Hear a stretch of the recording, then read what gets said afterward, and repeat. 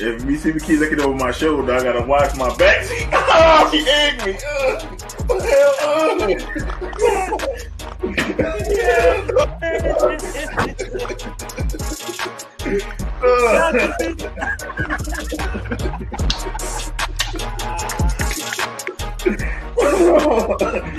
Oh, shit all over my Rip Hamilton jersey.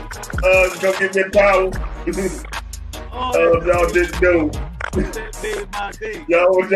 You fucking owners have handled Judge, gentlemen, retired? Come on! He should have been fired before the fucking season!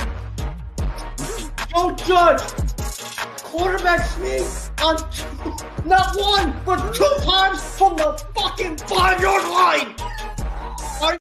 And we're talking echelon where it's going to be Yankees first, Giants second, Jets third, Mets last. No! Wait a minute. It's Yankees first. It's Yankees first. Okay. Giants second. Okay. Knicks third. No! Jets fourth. Mets fifth. Oh, wait a minute. The Nets bit their mouth when they found out he was leaving. Maybe it was girl number 25 that didn't mind doing it. I'll just put it this way. It's way bigger than Nino Brown, a.k.a. Deshaun Watson. This is way bigger than him. Yeah, that's exactly what this is. Maybe that's why he got off, because it's bigger than him and there's bigger people implicated in this. I'm thinking it's going to come to maybe 5 years down the line, and then Cleveland going to crumble.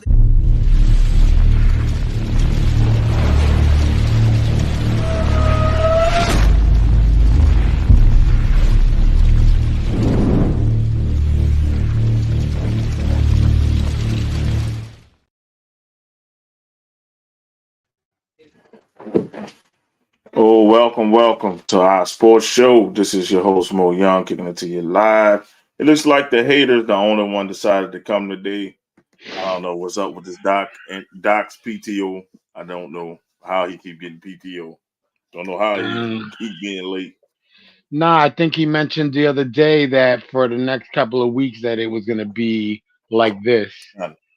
I'm just messing with him. But man, okay, I guess we can get into it though. Izzy said he was gonna get on the show. That's why I only put the Baseball Hall of Fame on, because Izzy said he was gonna jump on the show, but he's not jumping on the show. All right, so I guess we could talk Jim Harbaugh. He's no longer coach at Michigan. He's the Los Angeles Chargers coach. I mean, to me, he knows that the NCAA is going to come down hard on Michigan, and he ran like Speaking of Doc, he's done before. What's up, Doc? What's up? I seen the link. My computer just froze for whatever reason. You good? You know we got to give you shit. Yeah, it's all good. Yeah, but I mean, in my opinion, that's what that's all about. Because if you think about it, wouldn't you go and run it back? I would have. You know what I'm saying? Why not? No, because I told y'all last week the dude was going to run back to the NFL because it was literally divine intervention. It was the West Coast offense, West Coast team, and Michigan. It's been one of those headlines for years that he was talking about being ousted of Michigan. So either Michigan and the alumni was going to push him out, or the board of directors, whoever powers that be, says, "Hey, bro, like it took him till now to get it, and now that he got it, what is there else to do?" Yeah, but I don't think they were pushing him out. They were offering the highest paid contract as a college coach ever. You know what I'm saying? So he wasn't going to fire him in there though. So okay. I don't think he wanted to, you know what I'm saying, go through the embarrassment of getting fired after reaching, because he wanted it to be, supposedly, he wanted it to be that if there did something come down with the NCAA, that he wanted it to be a 3-person jury type thing. He didn't want it to be a one-on-one thing because he happens to have a problem with somebody, I guess, in the disciplinary committee. Yeah, I'm like this though. He went to the Chargers, who doesn't have a strong running game. His game is about running the football. So unless they get them a running back, his offense won't work though. He won't. All his teams, look at him. All his teams. This go from college to pros. Look at it. When he was at Stanford, who was his running back? CMC. Toby Gellhart. CMC. All that was his running backs. Then you go to the Frisco. He had fucking Frank Gore in his prime. Frank Gore was a good running back. He went to Michigan. Before Evil of running backs went through Michigan. And that's it. Now you got what? Austin Eckler, who's really a receiving back. And I don't know what the hell happened to Austin Eckler. And injury. Ever since he got injured last year, he didn't come back right. Because he was an all right back. He was an all right back. He'd get yards. Yeah, but I don't more of on the receiving end. He have that dynamic back. He usually have that dynamic back to make his offense work because he does a lot of play action.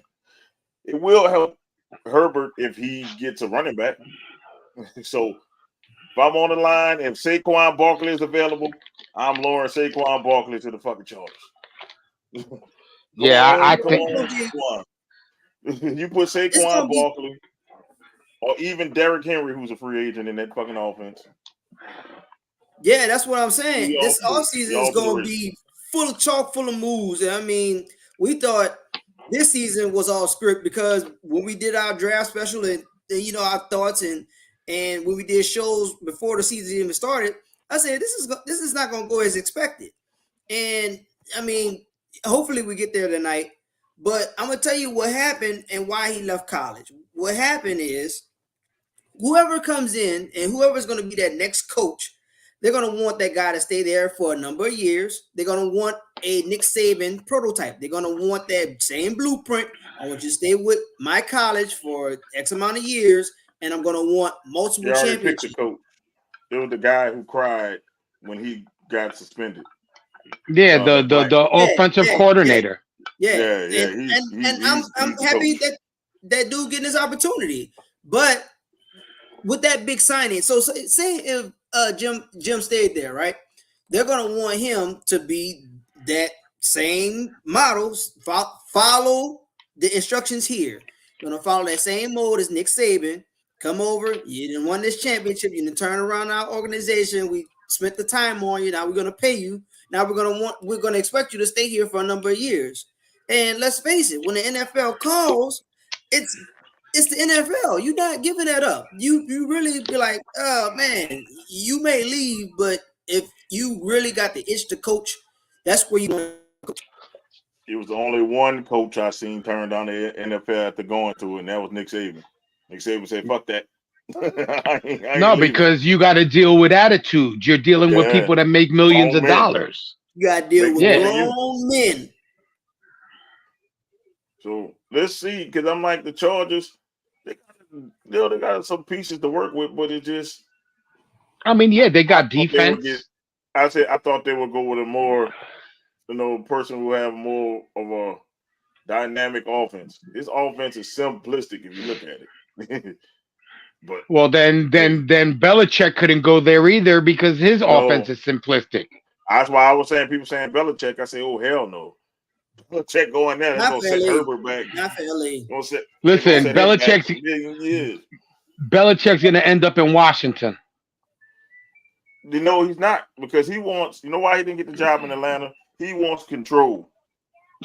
He's not going to get control in any NFL team then. And that's why this is going to be the end of Bill Belichick's career, because nobody's going to let him control everything. He lucked up and got Brady. Look at his career without Brady. He has no rings, and he's a losing coach. Yeah. Yep. And he coached at the same time as Nick Saban. So that's hilarious in itself. I'm just being real. Like, just look at his career.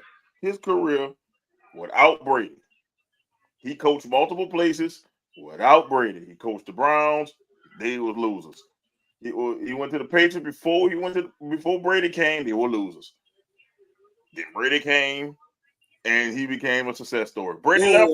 I'm gonna pause on that one because the Patriots, and he came from under the Parcells tree, and Parcells kind of had that team going, but he just couldn't. But then they were losing. He couldn't edge them to a championship contenders. With Parcells, when Parcells left, Belichick got there. They were not in because he already laid out the blueprint.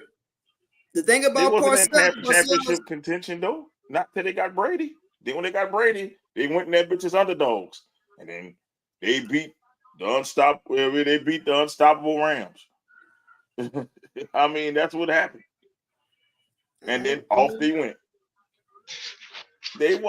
Show me. It's kind of like Phil Jackson. You can't call Phil Jackson the greatest coach of all time because he had some of the greatest fucking players ever.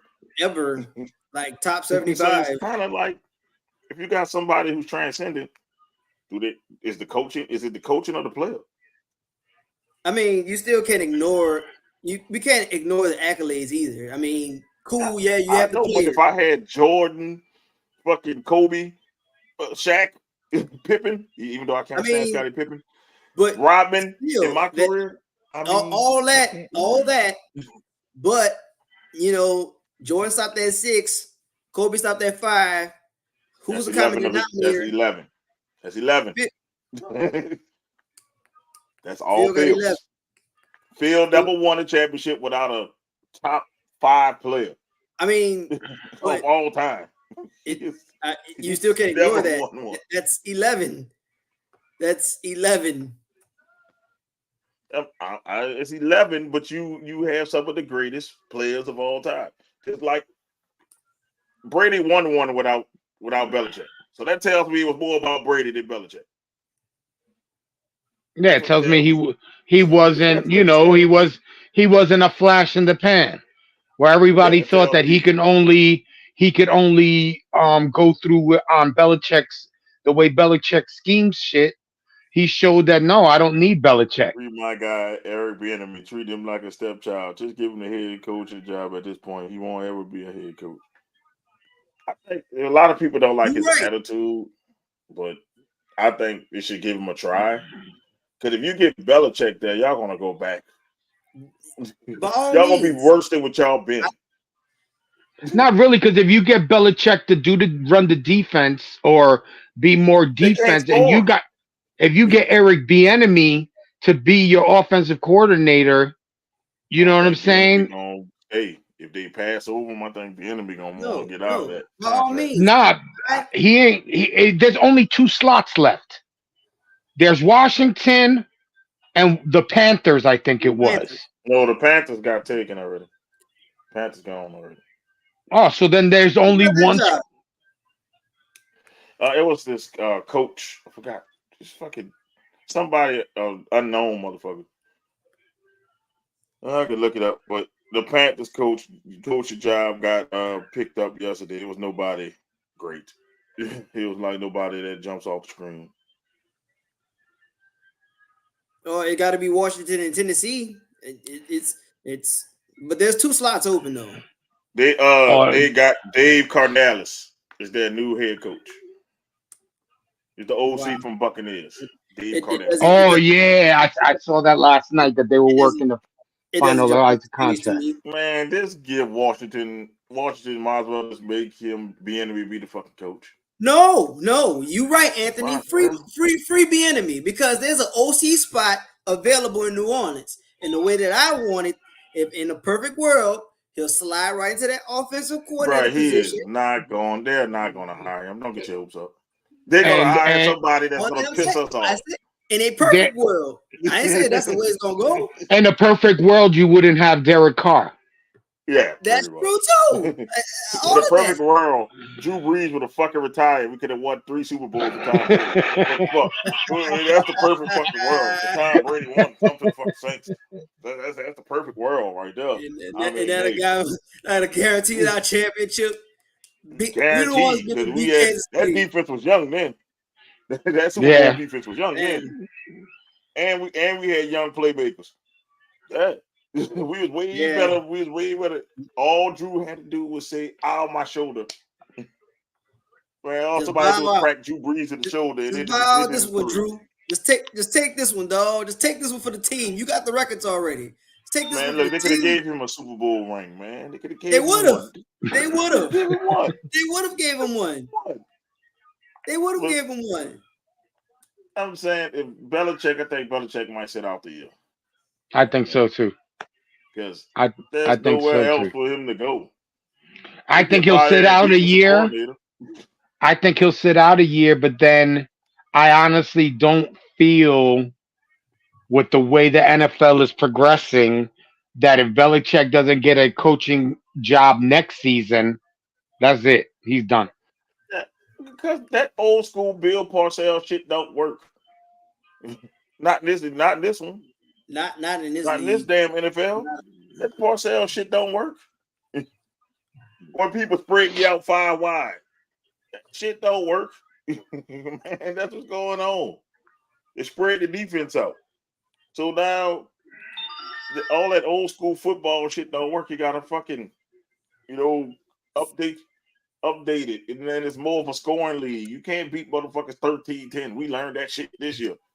Fucking defense hold somebody to fucking 17, and you can't beat nobody who scored 17. Fuck the issue. Your offense gotta fucking score. You gotta score. You gotta score at least 28 points in this league. You score 28, you guarantee the fucking victory in most cases. I'll say about 80% of the time you score 28, you can win the fucking game in this league. I mean, you got to at least score 28 points. If you don't score 28 points a game, you're in trouble. Well, again, you only have a window for that's only so much. Because you only got theoretically 4 years before your scheme is figured out and it don't work anymore. And I'm not saying that, guys are falling off. I'm just thinking in theoretical terms right now. Let's look at a team that's going to play Sunday. Let's look at the 49ers. They're in their 4th championship game in 5 years, right?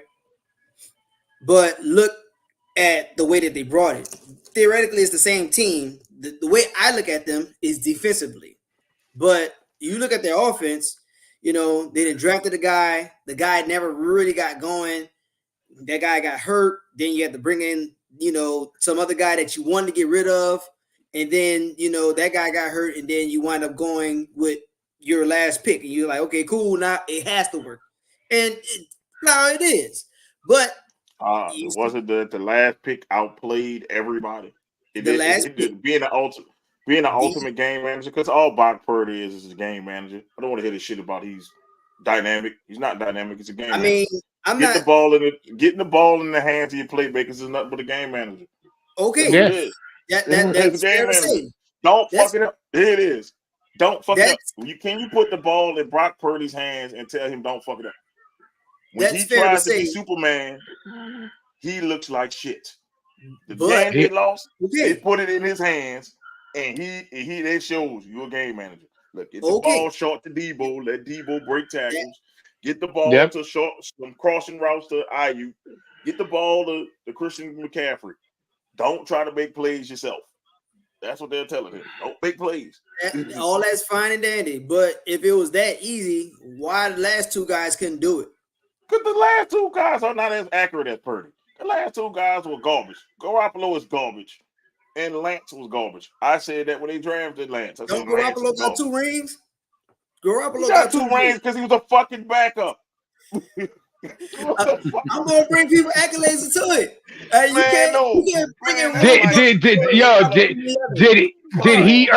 Did he earn those rings, or did he do this? He held the clipboard. Being the backup, he had to step in. He had to step in some way. Because guess what? Garoppolo had to go out in playoff games. He had to show up for some playoff games because Brady got hurt at some point or another, right? He didn't get hurt. Brady never got hurt in the fucking playoffs. No, one of them games he had to sit out. I'm 90%. No playoff game. Garoppolo didn't win no playoff game for the Patriots. Man, the only time Garoppolo came in a fucking playoff game for the Patriots, he took a knee. Run that back. Yep. At the end of the game. Run Super Bowl years. We talking about Super Bowl years. We talking Super Bowl years. Super Bowl years. He has never fucking played. That was all Tom fucking Brady. Yeah, Super Bowl years, all Brady. I'm just saying down the line. Brady, you brought up his Super Bowl ring. That's like saying I didn't do fucking shit on a fucking group project and I got an A. Man, come on, man. Y'all did all the heavy lifting and I just came in there and put my name on the paper. That's like that fucking meme. I did my part. I ain't do fucking shit. Is that the princess? That's fucking it's too late. I see you, girl. Fucking Jimmy G didn't do shit. I see you. Jimmy G cost the 49ers a fucking Super Bowl. I mean, Super Bowl. Kid that came in. Hey. Hi.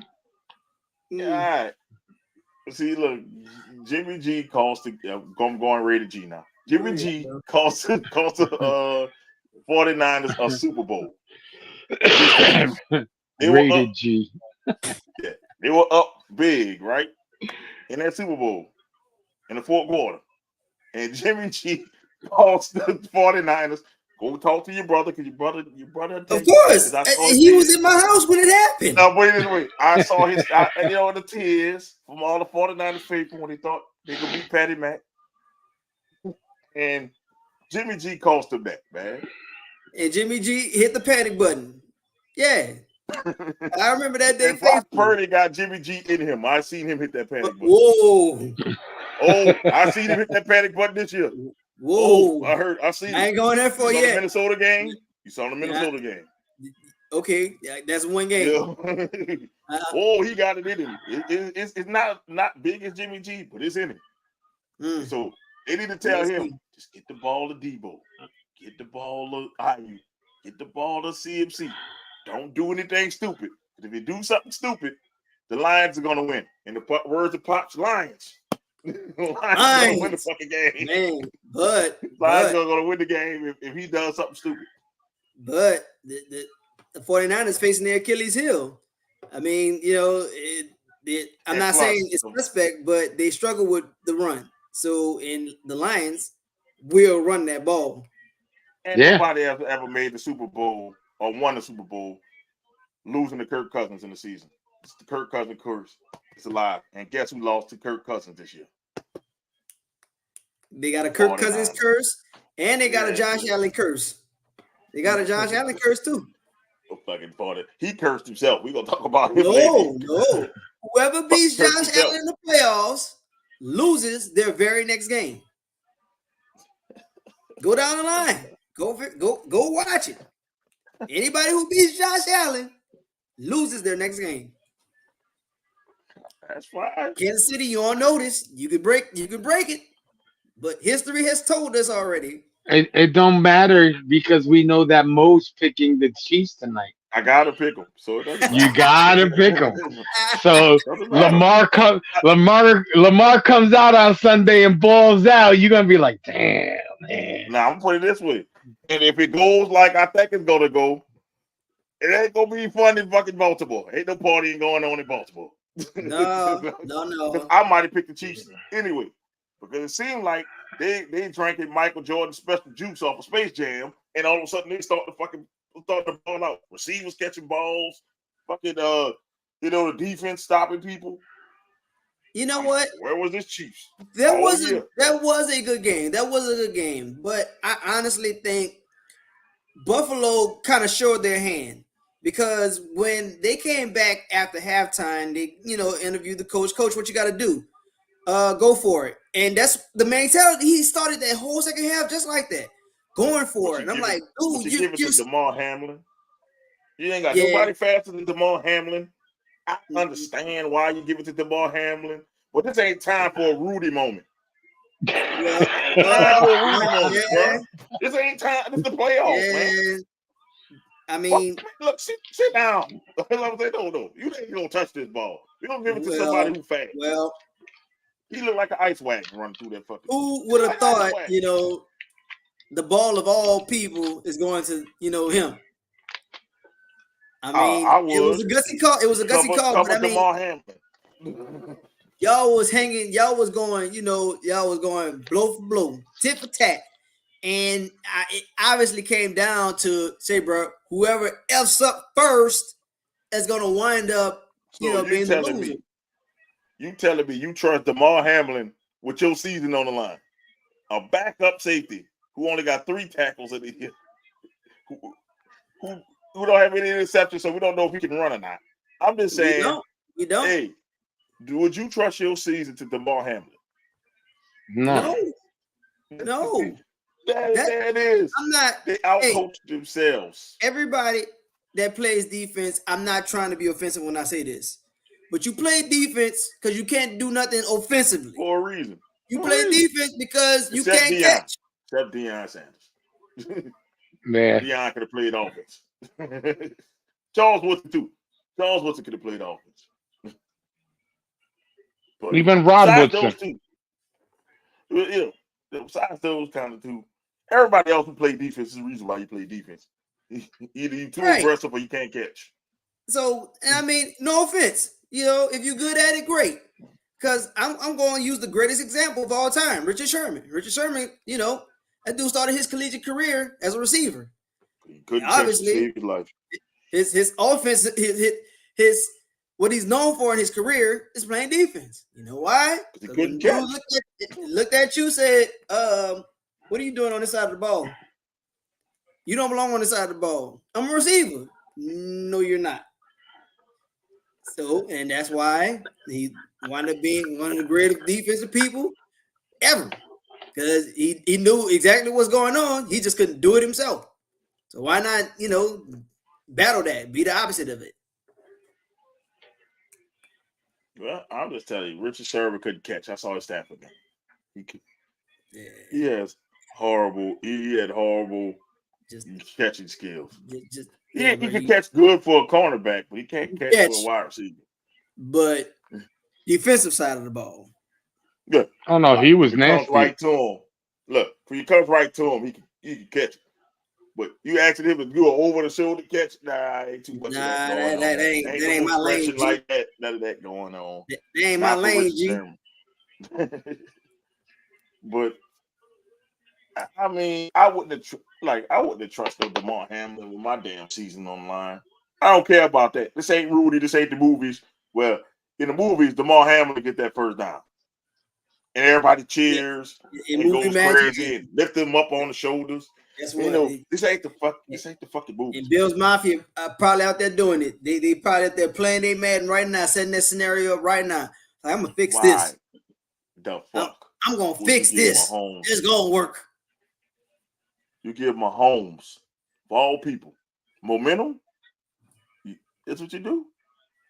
That's what we do here. And then you I told him bring OJ back. I told him bring OJ back.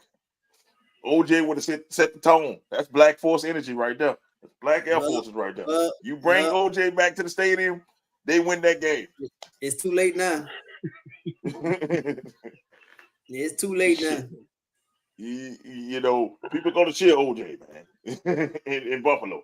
That's the only place you can get cheered in Buffalo. Buffalo had they shine, had they chance in the East. Now you got to worry about the Jets and Miami. Well, Miami and the Jets. You got to worry about the people. You ain't worrying about the Patriots. You ain't got to worry about the Patriots.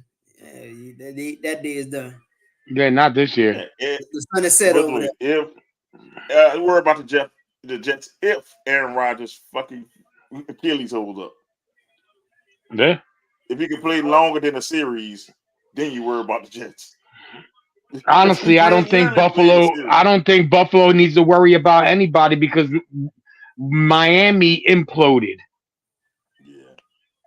You know what I'm saying? Y'all with Rodgers though. If Rodgers stays healthy, they have to worry about y'all. Y'all got too many fucking wide receivers. They gotta worry about the Jets. The Jets said, okay, cool, we could take the hands off the gear a little bit, and we're gonna try to figure out our offensive identity because we know our defensive identity. We just gotta figure out the offense. And when they figure that out when Rodgers come back. Well, yeah, he brought in who he wanted to bring in, and when he got hurt, it's like, oh damn, it's not how imagined it. But don't be surprised if ding dong. Hey, look, I want Adams. What you want? What do they really need him though? Do they need him though? Because Wilson is a beast. No, honestly, we need another. He's not. I don't think Wilson is a true number one. Is he a good receiver? Hell yes. If he had another where he could go and work more one-on-one with people, I think that Garrett Wilson would be a monster. So I think another rookie. They can get that rookie. They can get some rookies out these wide receivers in the draft. Yeah, there's one from Washington. There's the other one there's two from LSU. LSU. Yep. But the thing is, do you use your number one pick to get a wide receiver? Yes. Or do you solidify your offensive line by getting one of the best tackles in the draft? Depends on who's there. It depends. It really depends who's there. Because if let's say one of those grade A wide receivers is there, let's say somebody drops, I'll take the wide receiver. But if it's like a second tier receiver, I'll go with the offensive lineman. Because this is a deep offensive lineman draft too. So it's not. And we're supposed to be getting extra draft picks. So yeah, this year. Get some offensive linemen in this draft. I would go get Michigan's offensive line, man. I'll just go down the line. Exactly. Michigan's offensive line. Just take a play. Just take a page out of Philly playbook. Y'all just need a tackle. At one school, be like, you know what? Cool. Now we're just gonna draft everybody from over there. I think we need a right tackle. We need another guard. The center's pretty solid. One of our guards is solid. And you know what I'm saying? They invested in Becton, and they're going to continue to invest in him. I'm like, I'll move in the right tackle. He'd be a good left tackle that could fucking move. He holds too much. Shit, they're gonna get Aaron Rodgers killed. So you need a legitimate 5-star left tackle. Somebody that is going to do his due diligence in making sure that nobody kills Aaron Rodgers. Either that kid from Alabama or Joe Oak. If none of them are left, just go to Oak from Notre Dame. If it ain't one of them two, go get a receiver. I've been looking at the draft, and supposedly Alt is going to be the one that falls to us. No questions, please. Y'all better get him. That's the only one I see y'all getting that I say, okay, pass up on one of these receivers. Because if you don't pass, if you pass up on a potential playmaker, man, that's gonna be hard. It sucks that we would probably have to go offensive line for the first pick. You know what I'm saying? It's a top 10 pick. So is that, you got to really think about it. Is that tackle top 10 material? And if he is, then get him. If he not, get that receiver. Even listen, if you think about it, the trades and shit will be done before the draft. Yeah. So we'll know more in the coming months because we'll know if the team patched holes in the weaknesses. You know what I'm saying? Maybe they do go get Devontae.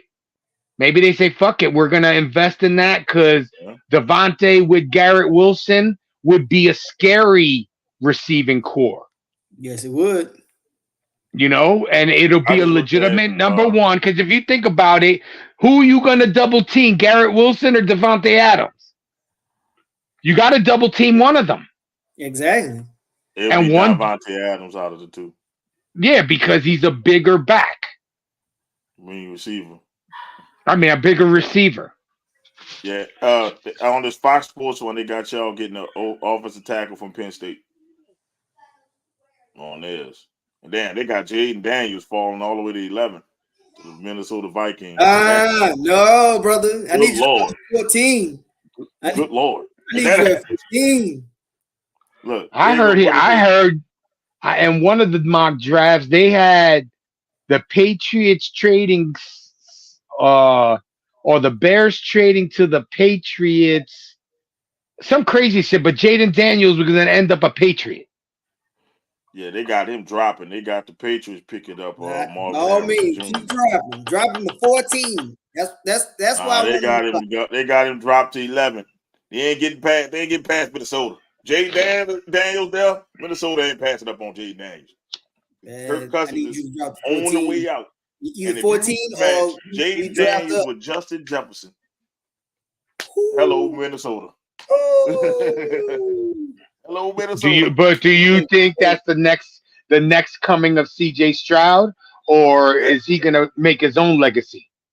He'll make his own legacy because you got weapons. That's no excuse if you go to Minnesota. Minnesota is loaded with weapons. Yeah. I would get the quarterback and then roll because they got almost 4 receivers. 4 good receivers. They got 2 great receivers because their rookie this year was great. 2 great receivers. KJ Osborne is another good receiver. And I forgot, and Powell was another good receiver. Bro, you go there, and they got TJ Hockenson. You go there, you set. Yeah. If I'm a QB, send me to Minnesota. We can gritty on down, up and down to the Super Bowl. Because if he goes there, that's a playoff team. They knocking the Lions out. They might like the Lions out. The Lions better win this year. I'm already on the hook. I said because I never really purchased like an NFL jersey in so long. Like, yeah, I got my Saints one, but that was wound up being a gift. I said the next one I'm buying is I'm buying a Jaden Daniels. That's not surprising. I knew that was gonna happen. McMahon? Yeah.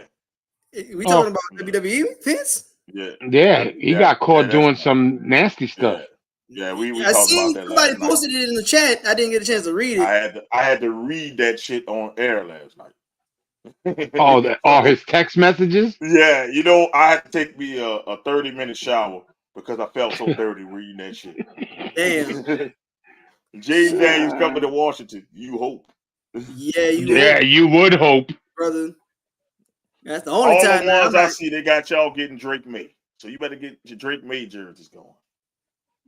On this one, they got Jay Daniels going to New England. You still got Sam Howell, who wasn't that bad. You know what I'm saying? It's hard for a rookie quarterback to come into the league at the speed the way the NFL is compared to college and thrive. CJ Stroud was an anomaly. He was.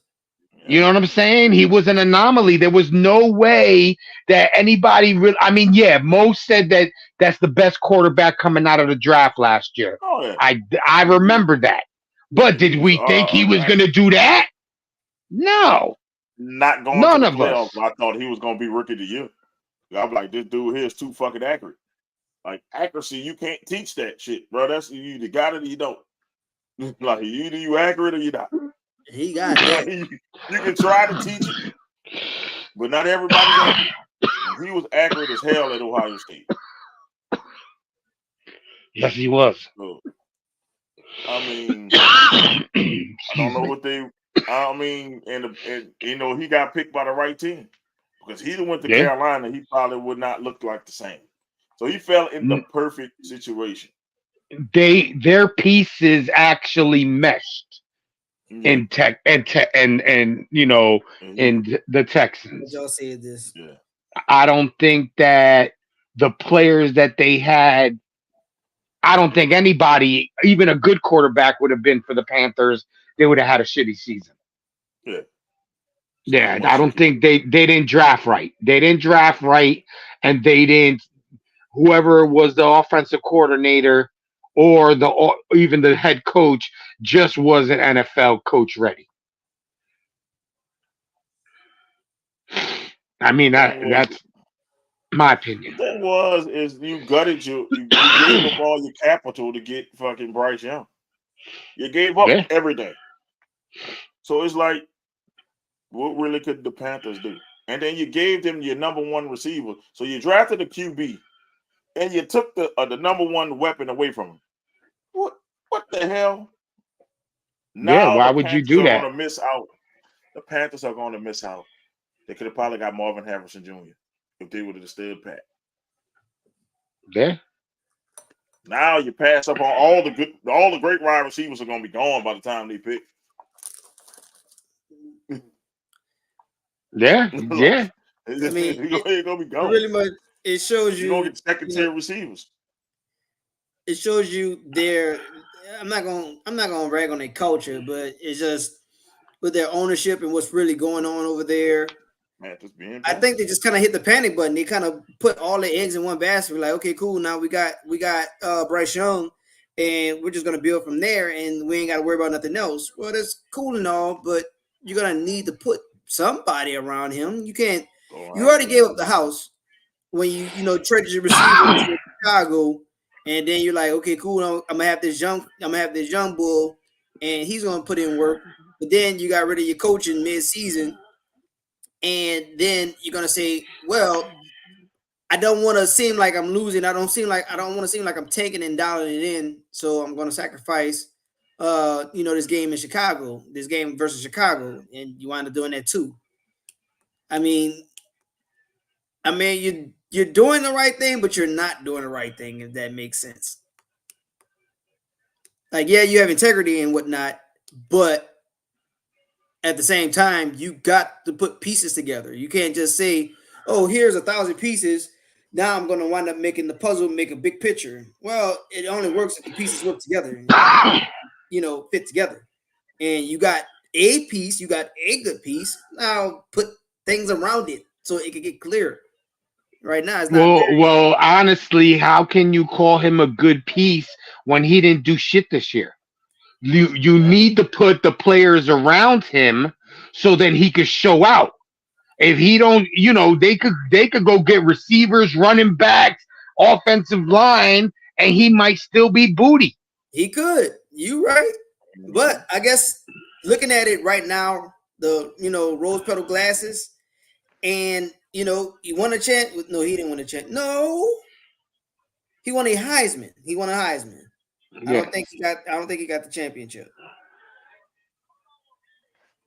But really, when you were in a Heisman Trophy, yes, you show that you're, let's say, the MVP. But if you have players around you, it's easier for you to get the Heisman. Anthony, they might get Justin Fields. Like, if I'm New England, I'm getting Justin Fields. Let me see what can I get you to get Justin Fields. You're gonna need somebody who can run anyway. Because I don't think the Bears are gonna give up Caleb Williams. I just think they sold on Caleb Williams for some reason. I don't think they're gonna draft him because Caleb Williams was talking with his chest out. Like, what can Caleb Williams do? He can't. He has no. He has no power. Once he declare, you got to go where they tell you to go. That's true, but he said he was not going to declare until he knew for a fact that Chicago was not picking him. So if I'm Chicago and I want him, right, I would lie and say, "Yo, no, I ain't going to get you," and then pick you. You done came out now. Not only that, I think he backed off because his agent said, "Shut up." Yeah. Do you want to end up playing for the UFL?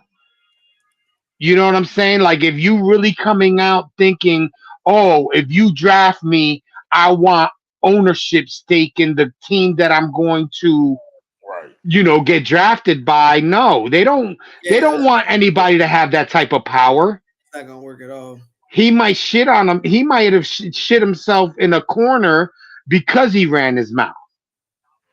Just because he died on the field, but I don't think he's going to get it. I think you got to get at the Baker Mayfield. That'd be a slap in the face of the award because Baker Mayfield was shitty with the Carolina Panthers, and he turned back into Oklahoma Baker. So, Baker Mayfield doesn't get that award, or Joe Flacco. It's a slap. I would say it's not going to be. I would have to say it's either Joe or Baker Mayfield. It can't be DeMar Hamlin. It can't. He didn't play the whole season. They already did. He only got 3 tackles. Good, for God's sakes. Right. Yeah. The numbers don't match up for that. So that's a feel-good award that the NFL would turn around and give to DeMar Hamilton, even though he didn't put up no type of numbers. Because when you're comeback player of the year, you put up better numbers than you did the year that you were crappy. You know what I'm saying? If he only got 3 tackles, he put up worse numbers than he did the year before. So how the fuck is he to come back? I mean, how I'm about to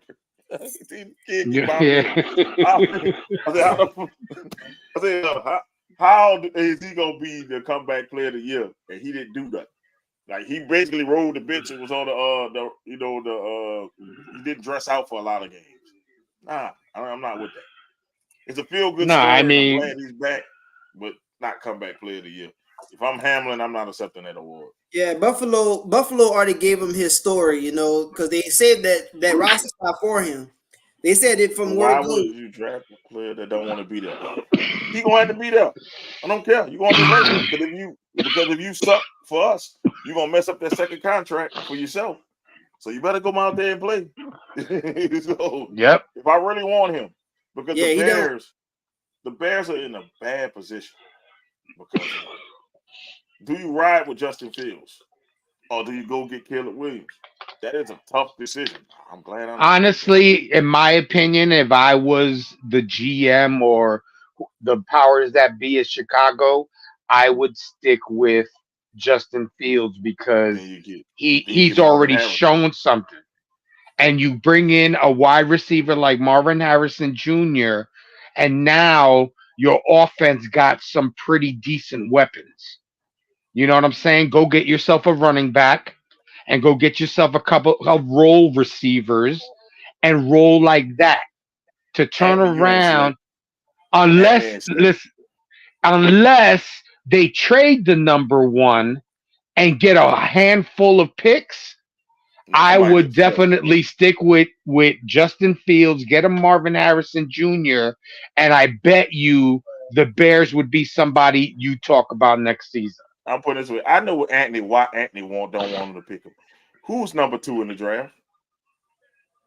Washington. That's why. He want Caleb Williams to come to them. He ain't slick. He trying to slick. He trying to moonwalk back. He ain't slick. Boy, you ain't slick. Boy, you ain't slick at all, man. You think you slick.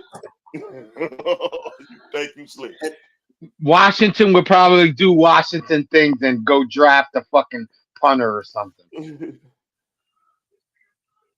Yeah, and trade you at the top pick. I wouldn't trade by the top pick. The other top pick is what, 8? What is it, 8 or 9 or something like that? I would get an offensive lineman. The offensive lineman gonna be falling in that part for the draft. Listen, you got two top 10 picks. 2 top 10 picks. I would keep the number 1 pick. I would do the Marvin Harrison Jr. sticking with Justin Fields. And then my other pick, I'd draft another. If the best thing is on there is another wide receiver, I'm grabbing 2 wide receivers in the top 10. You could. Now you know you got 3 weapons. One that you know is already somebody that's feared because they know that Justin Fields could run the ball. Yeah. You know what I'm saying? So you have that threat. But the Washington will not pick Jaden Daniels over Caleb Williams. They will not. Why? The fans are going to want Caleb. I'm not saying that Caleb is a better player. I'm just saying the fans. We've been force-fed that Caleb Williams is a transitional player. We've been force-fed this year. Yes. So, in the eyes of Washington fans, I'm not about to pass up on the next can't-miss prospect for Jaden Daniels, who might be the second or the third best quarterback in the draft, according to experts. So, I'm just saying they're not going to pass up on Caleb. Caleb is not going past 2. If he's not pick 1, he's going to. Now, whether y'all trading y'all pick out to get more picks, he's going to. He is not going past 2. Unless he has a horrible pro day and a horrible combine. Combine. He has to have a horrible combine and a horrible pro day for him to drop. And you know what would make him have a horrible pro day and what do you call it? It would be his. I think he's starting to believe the hype. When you got somebody in your ear telling you you're the best, you're the best, you're the best, you know what I'm saying? You're a gift to these teams. That's why he comes out and says some of the shit that he says. Like he honestly thinks he's gonna come in here and play like CJ Stroud. I'll call the shit right now. CJ Stroud's numbers when Caleb Williams plays, he gonna have better numbers than Caleb Williams. See, Caleb Williams, yes, is he somebody ready to play NFL quarterback? Yes, but does he have the maturity to play an NFL quarterback? No, he's not No, mature. He's not mature. no. So yeah, that's the thing. I mean, and he bought all that since he got that Heisman. Like the moment he got that Heisman, he act like his stuff really just don't stink. Like I can't do no wrong. And from If the there, it Bears seems don't like draft him, they saying you might go to 3. You never know what this new Patriots coach gonna do. But Harrison is not going past 4 if he doesn't get picked 1, because Arizona will get it. So I think it'll go, if it's gonna go the way everybody's predicting, it's gonna be Caleb 1. It's gonna be what's his name 2 Either Drake May or Jaden Daniels. That's the spot for Washington. They're gonna Washington's gonna draft Drake May. Watch. Yeah, I believe it, and that'll be a mistake. And I'm saying it right now on the podcast at 8:29, 9:29 your time, Jay, on January 26th. That will be a mistake if they pick Drake May over Jaden Daniels. Washington will be in a tailspin for the next 10 years. well, Mark it down. do that. If they don't pick Jaden Daniels, they're gonna regret that shit. I would say honestly, and I don't care what anybody else thinks out of this in the podcast, out of the podcast. I don't think I think that Jaden Daniels is the best quarterback coming out of this draft. He's the most accurate for sure. He's accurate. He can run the ball or move around. He's elusive. He's elusive, and Yes, he pushes the ball downfield. The thing is, he doesn't need to know how to slide because he keep getting blasted. Now he can't do that shit in the right. Listen, because he gonna knock you out. He gonna do what these other quarterbacks. I heard quarterbacks are taking fucking jujitsu to learn how to fall. Yeah, he better learn. He better do that.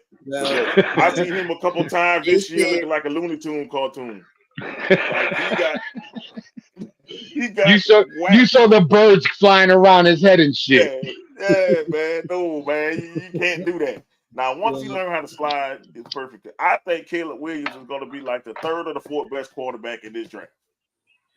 He may be 3rd or 4th best, but he's going to be the first quarterback off the board. I mean, yes. I know. Because I've seen him too many times fold. I've seen him fold too many times when it gets tough. He folds. Yeah. So he's like Dax. Yes. He's going to give you great numbers. It's gonna be like empty calories. He is that gonna give you empty calories. It'll be because it'll be like 400 yards passing, 6 touchdowns. They don't matter. They still lost. But it's exactly. As soon as he got that trophy, it's like nothing else matters. It's like I'm thinking about my NFL career. However, I can still come back into college and I can still, win. That many teams need cube quarterbacks, so that could happen. Yeah, that could actually happen. And Bo Nix might be He going first round, man. Bo going first round. Somebody gonna take a chance on Bo in the first round. What I saw in one draft that made me laugh: Bo Nix is going to be drafted by the New Orleans Saints. and one of the draft, I saw that, and I was just like, "Oh man, these guys are have a heart attack." Offensive line help. We need offensive line. But since you wished you wish what's his name to go to Nasty's team. You might just get that karma right back on you. That was actually I don't hate Bo Nix though. Bo Nix is old as shit. That's all thing I don't like. To me, he would probably be mentally the most ready coming out in this draft because he is so old. But he's not old though. The thing is, he seems like he's old. He's only 23, 24 years old. He's like old. 23, 24. It just seems like he's 30. It just seems like Bo Nix been playing so long. It's a Mandela effect. The dude played football since he was 19. Dude, that's probably why. Listen, I could have sworn he took over for Cam Newton, bro. I could have sworn he took over for Cam Newton. It felt like it. It really did. And Cam is already retired. Dude, I could have sworn this dude took over for Cam Newton, but he didn't. He played with Leonard Fournette, played for LSU, dude. That was his freshman year. Damn it, Fournette's been in the league for a little bit. Yeah, Fournette almost retired. Fournette about to retire. Yeah, he's damn near retired. Fournette have been on both teams by now, man. That's funny. I'm just saying. I just remember Bo Nix in that game. I'm just saying. I wouldn't be mine. I would rather Bo Nix than Derek Carr. At least I can go with a young quarterback fucking up. I can't go with an 11-year vet fucking up. I would go with Bo Nix over Derek Carr. At least I know it's a rookie, and I'll temper my expectations. You're an 11, 12-year vet. I got a higher expectation for you because you're a 12-year vet. You're supposed to be this Pro Bowl quarterback, even though he was an alternate. But I'm just saying, Pro Bowl is Pro Bowl quarterback. Now, we sit here, we put the money in your pocket, we lined you up. Now you gotta show me some. You guys show me some, DC. I think it'll be sneaky good for the Vikings if they get Michael Penix. Michael Penix with the fucking Vikings. That would be ridiculous with that on. Yes, put him there. Put Jaden Daniels for 14. Yeah, I got Penix go. No way Penix goes before. I'm ready to get that fire jersey. Yeah, right now. I'm sorry. I'm sorry, Doc. I gotta agree with Mo on this one. Jaden Daniels is going in the top 5. Jaden Daniels will be gone before 5. Bro, I got 50 push-ups on that. I'll do 50 push-ups. I don't care. I'll do 50 push-ups for 3 shows in a row if Penix goes before fucking Jaden Daniels. If Penix goes before, you have my word. Yo, write that shit down. I don't give a shit. I will do 50. 59 straight shows. 59 seconds and 44. If Michael fucking Penix goes before Jaden Daniels, I have no fucking idea. Damn. I deserve to get a good workout in because that so you doing three sets of 50? Yeah, or 3 I said you gonna do 50 for 3 straight shows. I got it. I will do it. 50 for 3 straight sports shows, by the way, not no fucking. Yes. You don't make those bets on the other show. Yeah, that's what I'm saying. Listen, I'm just serious. I'm fucking serious. If this fucking happens, it's a fucking miracle because Penix has a 2nd round grade. Yep. Penix gotta have the world's greatest combine and pro day to jump Jaden Daniels. Ain't no fucking way. I really hope they televise the combine because I would like to watch some of those 40-yard dashes. It does. The NFL Network. Yeah, they do it. The NFL Network usually do it. They say Bo Nix might go to the Rams. That's a sneaky good pick, but and then he can sit down. Well, damn, he'll be about 27 when he fucking start. It's fucking. He'll play out his rookie contract and go somewhere else. Yeah, I think Bo is not going to make it past the Vikings. I don't think so. I don't think he's going to make it past the Vikings because they definitely need another quarterback. Garbage time, Kurt. I don't know how many years he got left. I mean, depending on his injury, depending how he rehabs. I don't think he comes back to Minnesota. I don't think I mean, it's not that he would want to leave. I would think the organization kind of want to turn the page. In my opinion, I think. Yeah, I'm just thinking about it. I don't think. Yeah, I just don't think Kurt. I think that if Kurt take less money, he could come in as a stopgap option until they, kind of like Alex Smith did for Patrick Mahomes. Right. Like just sit there for a year, let him learn, then get that person out there. Right.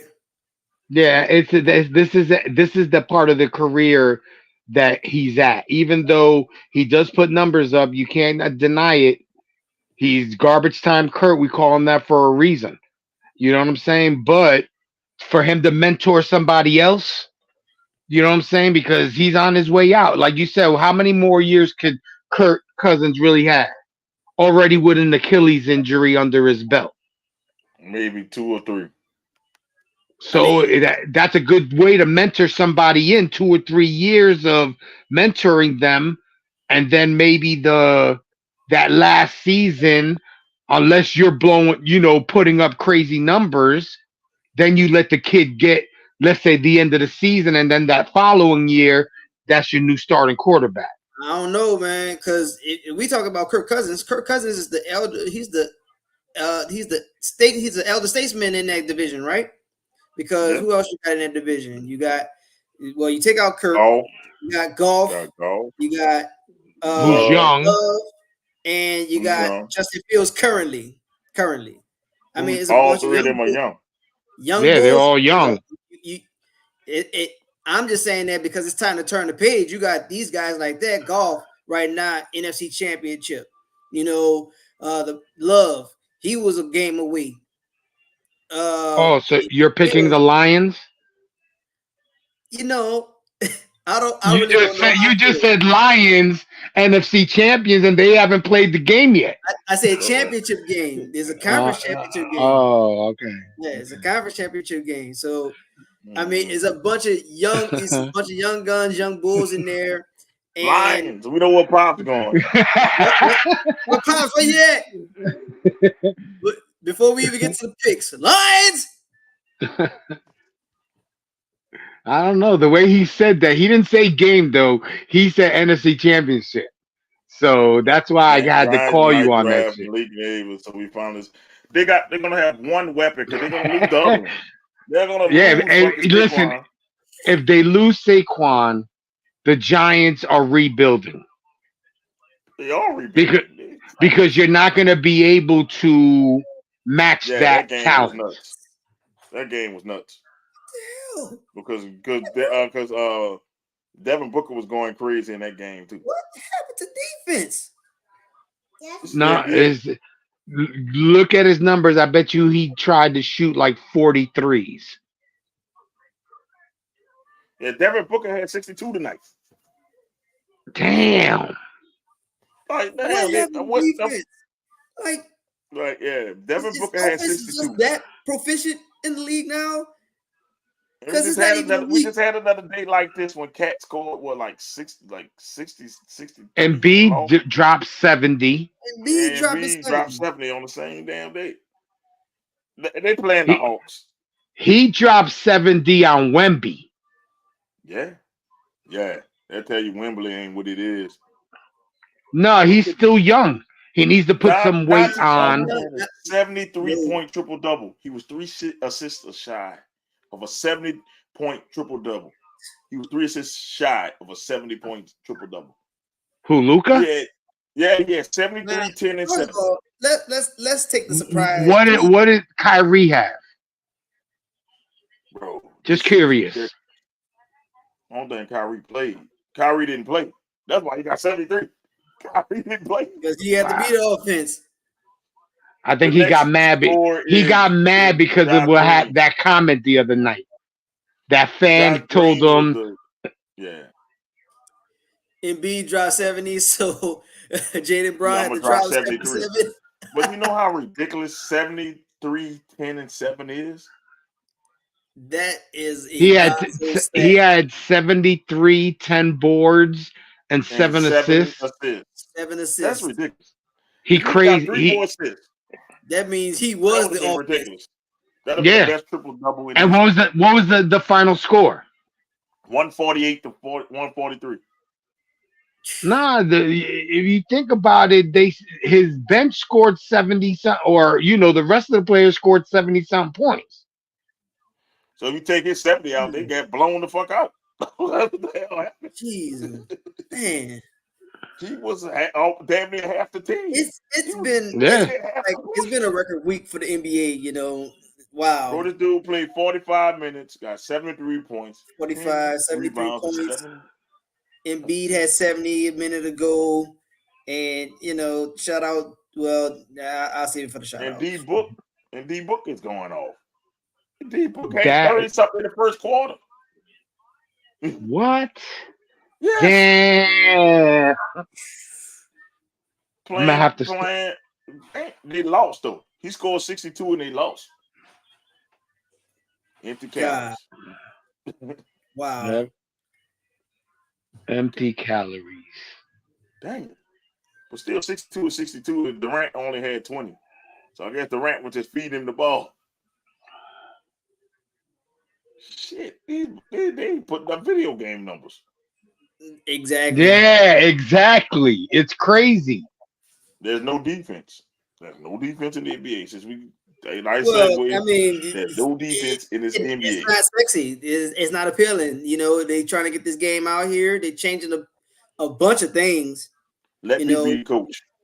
We'll be all give me all defensive players. We stopping that shit. You know what? We gonna play zone on y'all fucking ass. People don't want to see that. They trying to get people what people want to see. I'm trying to win games. Well, want a boxing one on your ass. They want their stars to, put the stats off the paper. Honestly, I feel that's why the Knicks are winning, because the Knicks added that one piece, and they play defense. If you want to play for Tom Thibodeau, you're gonna play defense, or you're not playing. You're not playing, exactly. You won't confuse today's players. They don't know how to beat a fucking 1-2-2 trap. They don't know how to beat a fucking boxing one. If you put that shit in some of these today's players, they'll be scared. They'll be like, "What the fuck is this?" You're probably right. They don't like that. Another thing, they don't like being touched either. Players today, I will get me a goon. Get me one goon that got 6 fouls. That's what we're missing. We're missing a real good goon. Like, one good goon. But you do. His name is Draymond Green. I agree. Look, Draymond's so bad they told him he can't come to the Olympics because he's gonna start an international incident.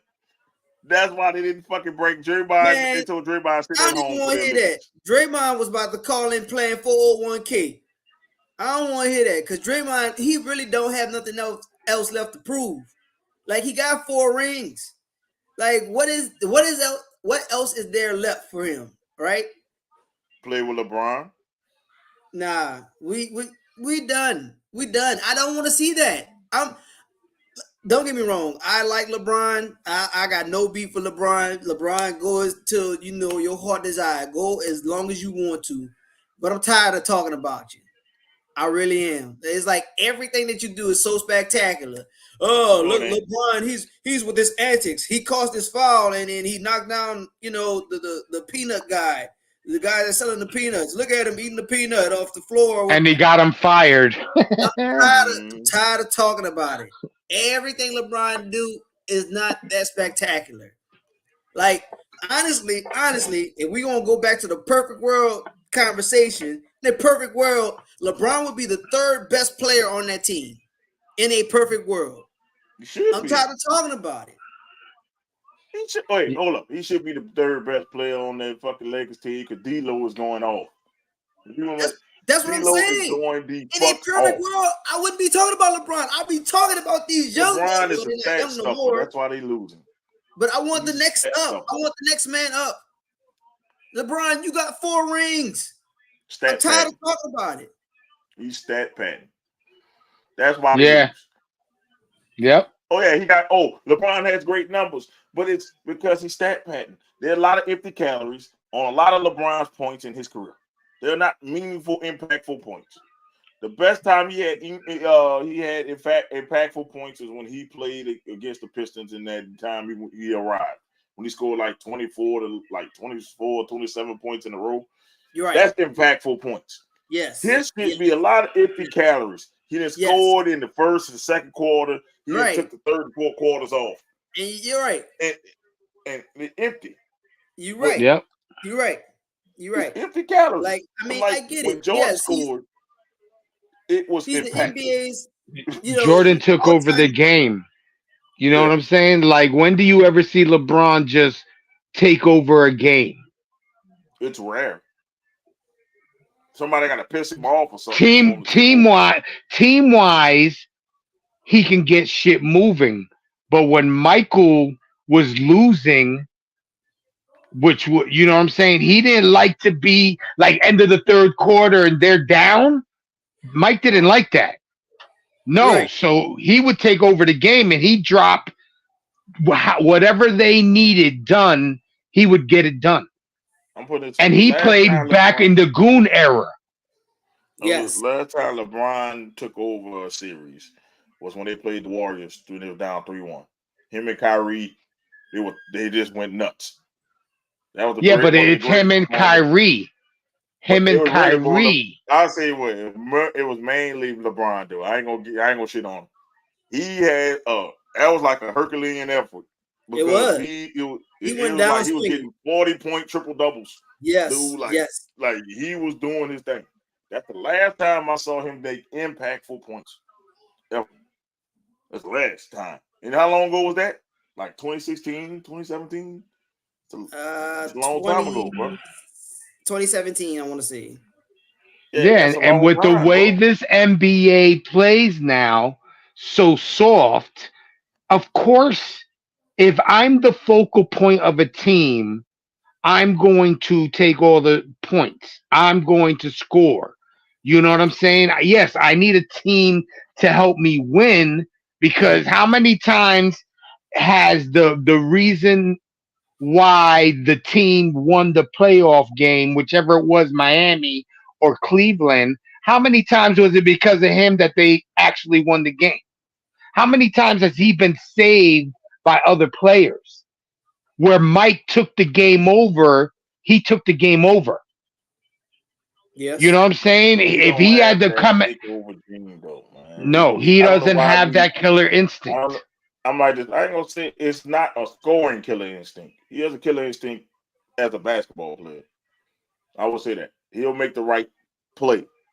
I would give him that. He'll make the right play, and if it goes in or not, that's what it is. He'll make the right play. I said for the longest he should be with Magic Johnson. Man, people didn't think Magic Johnson had a killer instinct, but he did, but it was in a different way. Magic is going to throw the ball to you and say score. It's on you. You score. But Magic took over games as well. Yeah, but LeBron has too in his career. But it's like, what is Magic known for? I said, what is Magic known for? Facilitate the basketball. Yes. He's no more of an assister than a scorer. And that's LeBron. LeBron might have been one of the best passers of the basketball we have besides Magic.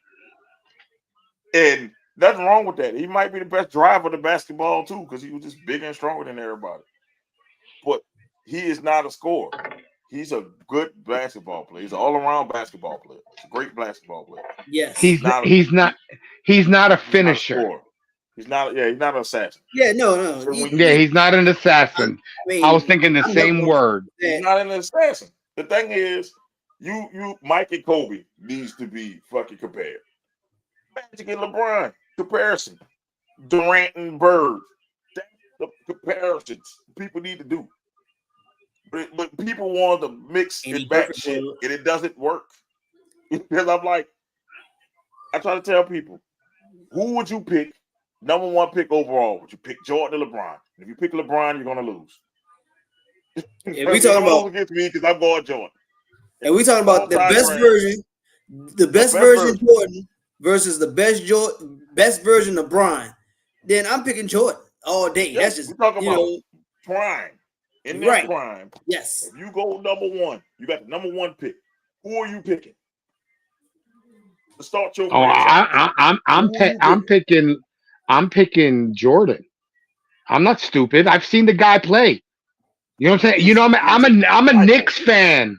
You know how many times I had to see that guy come into the Garden and assassinate us? This dude was the ultimate competitor. You win championships with that. Yes. Listen, like they say, not going to pick fucking LeBron over Jordan. Stop. Nobody is afraid of LeBron. No. Everybody was afraid of Jordan. Put it this way. LeBron just said when he first met Jordan, he thought he was Black Jesus. Everybody called Jordan Black Jesus. Is somebody calling you Black Jesus? People fear you. Yes. They think you godlike. Yes. Dude, that's in a conversation. The Listen, best player ever to touch the basketball is Michael Jordan, and I can't stand Jordan because I'm a Piston fan. I'm glad my teenage years were in his era. You know what I'm saying? When you know you sit down with your boys because let's say the Knicks were playing the Bulls, you would, you know what I'm saying? It was nobody sits around and watches basketball anymore like that. Yeah, that was must-see TV. Think about this. You talking about the era. That era was so dominant. That era was so what's the word I'm looking for? Where it literally just captures a moment. Yeah. Like, and here's the thing. Video games is our thing, right? Or in I guess my era. They made a video game on that particular series. Bulls versus Knicks or whatever that was. Like, it was for Sega Genesis. Yeah, they had Jordan versus Bird. That was my first video game. Like, yeah, they did have Jordan versus Bird. Like, I remember that. They made games based on that. I mean, of course, now you know everybody's like, "Who's the cover athlete of this thing?" But no, that the game doesn't belong to them. He's just a cover athlete. They made a game just behind a series. You like, damn, bro. I'm really gonna beg my parents. You gonna do it? No, you think about it. That was ridiculous. that was you know Patrick Ewing, Charles Oakley. You know what I'm saying? John Starks. The only thing I hate about Jordan is that he made us wait for NBA Live. That pissed me off. Playing with Player 96. That was fucking bullshit. Yeah. Player 99 and shit like that. Like, no, we wanted Michael Jordan. Yep. Y'all fucked over us. And I had to keep changing the name to Michael Jordan. That was fucked up. That's all I want to tell you, Mike. You messed over us for most of my childhood. We couldn't play with you. Couldn't play with you in NBA Jam because you had to get the code to get, you had to put the they use the code for that. Yep. To get him in NBA Jam. Nobody wanted to play with Pippen and Horace Grant. Hell no. Nobody wanted to play with Pippen. I couldn't tell you how many quarters you burned through back in the arcade back in the day. Talking about, bro, what Jordan at? Yeah, they ain't got Jordan available. What the cheat code is, man? You can't use the cheat code in the arcade version. Cheat code, man. You cheat code to get it, man. I had to get Jordan and Bill Clinton. That was my thing, man. You had Bill Clinton. Warren Moon was on the game. I found out George Clinton was on the game. I mean, they had so many different hidden things, and you had to get Shaq. You had to do some crazy stuff. Goaltend like 13 times, and then with the basket, he comes out in the third. It was ridiculous. Like, man, you basically losing to get Shaq, and I'm like. Nobody wants to play with Penny Hardaway and Nick Anderson. We want to play with Penny and Shaq. We did. Penny and Shaq. Yeah, that game would have been nice. Nobody want to play with Horace and Scotty. Nope. That was the two best on the Bulls. Yeah, back then, yeah. Shout out to NBA Jam for doing this. You can't beat the Pistons on the buzzer beater playing with the Bulls. That's the code in the game. That's the creative code in the game. If you playing the Pistons and you down 2 or 3, you can't beat them. They ain't gonna let you do it. You can't beat them. They poured in the code that you will always miss. You'll never win. Oh man, That's cool. That's funny. That's real funny. So we need to do a basketball draft next week. We have to shake to see who get number one because we already know who coming off the board number one. Dude, then if I didn't get the number one pick, I got the number two pick. Give me Will Chamberlain over fucking LeBron James. Because I'm like this. He gonna give me 50 and 25. I'm good. Easy. Give me Prime Will. Depending on how many players, you could make a killer squad if you think about it. Yeah. There's so many good players. You know what I'm saying? You go with Hakeem. You go with Wilt. You go with Kareem. You know what I'm saying? And that's just the center position. Right. Yeah. Right. You go with Shaq. I mean, You go with Shaq. Yeah. You know what I'm saying? You could just make a killer team if you were able to. That there would be no. You could make so many solid teams. Yeah.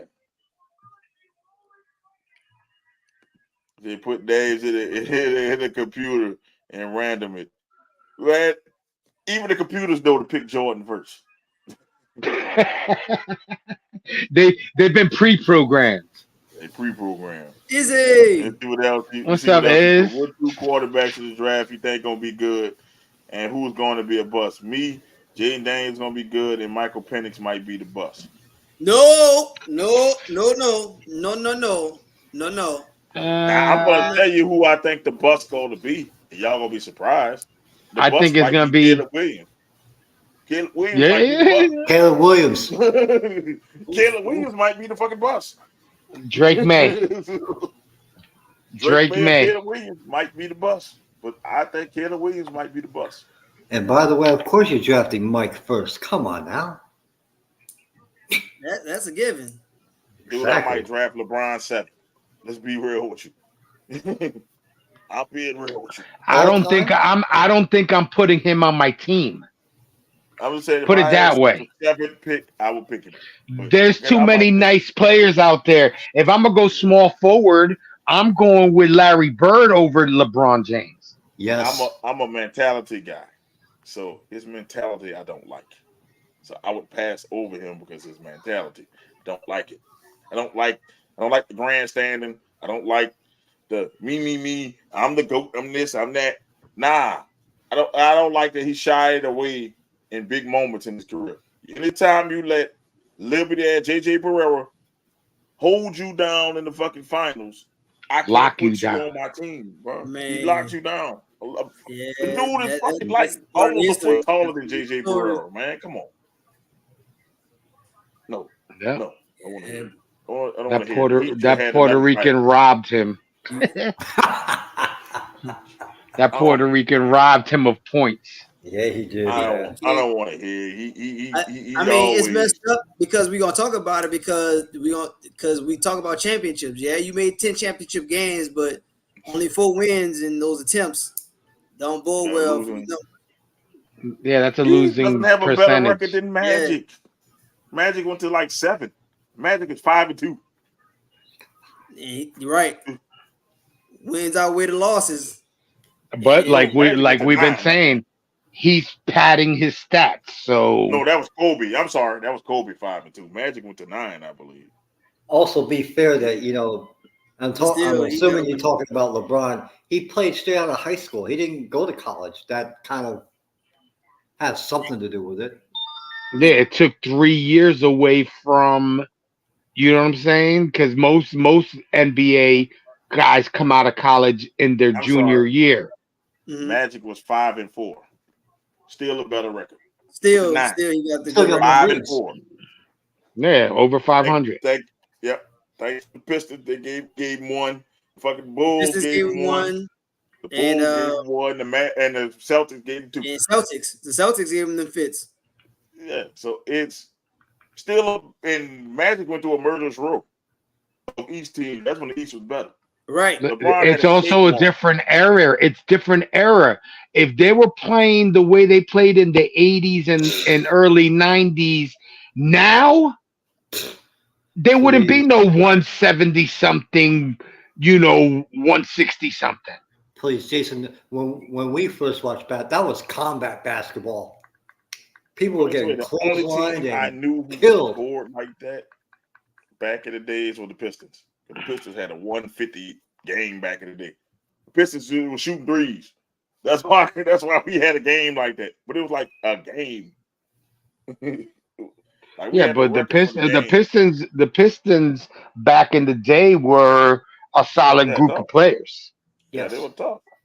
So very tough. The only people I know was shooting threes like that, had center shooting threes because Bill Lambert was shooting threes. Was us. and then they got real gritty and they stopped worrying about scoring and they started punching people in the mouth. Like literally punching people in the mouth. So like the LeBron talk, I just want people to slow down because we the All-Star starters will pick, and I think the fans need to stop picking for the All-Star game. They fucking them up. Need to stop picking in all the All-Star games. They fucking it up. There's no way LeBron should be the captain of the West. No fucking LeBron made the. Yeah, it's just the captain of the West at this point. It's that's why the fans should not have a say so in the All-Star game. Nope. It should not be a fan vote. The fan vote should not matter because they're gonna keep picking people they know. Mm-hmm. People making a big deal about Steph not being a starter. It's about time he ain't a fucking starter. Big deal. Just SGA, big deal. SGA and Ant Edwards deserved it more. Shit. But it wasn't Ant Edwards. I think it was Luka. Luka and SGA did it more. Deserved it more. Luka just dropped 73. Yeah. So, holy shit! Really? Yeah. He's tonight. Wow. Wow. Wow. He didn't want Joel Embiid to outdo him.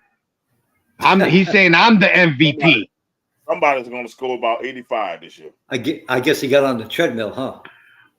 Here go the All-Star starters. Eastern Conference, and the captain is Giannis. What a big whoop. This should have been Embiid. Joel Embiid, Jason Tatum, Tyrese Halliburton. I'm glad Tyrese is starting, and Damian Lillard. And then for the Western Conference is LeBron James, Jokic, Kevin Durant, Luka Doncic, and Shai Gilgeous-Alexander. Jesus Christ! Wow. I'm glad they're going back to the East and West because it's going to be a better game. The East sounds a little bit strong there. The East is strong. I think the West is better. They honestly, I think the West got a better team. The West is a hell of a keep squad, LeBron the ball on LeBron's hands. Depends on what version of KD you're getting. And I'm not saying KD is washed. I'm just saying KD. I'm not even saying he's slowing down a step, but obviously he got in there due to popularity in his position. But if you look at the East, you honestly could have slid any of the top 3 Celtics in that starting 5. Like any of Brown. You could put Tatum in there, you could put Brown in there, you can even put Drew in there, but not for the reasons for being offensive powerhouse, but to make it like rounded. Like cause Drew facilitates. Drew can facilitate and he play defense.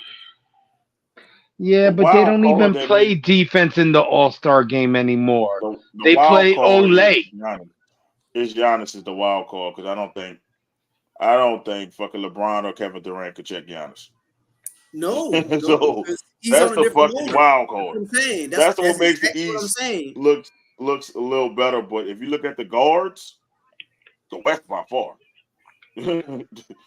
Like Luka and Shai Gilgeous-Alexander is better than Dame Lillard and Tyrese Halliburton. Sorry to say it. This year. Not talking about overall. Well, Dame is inconsistent.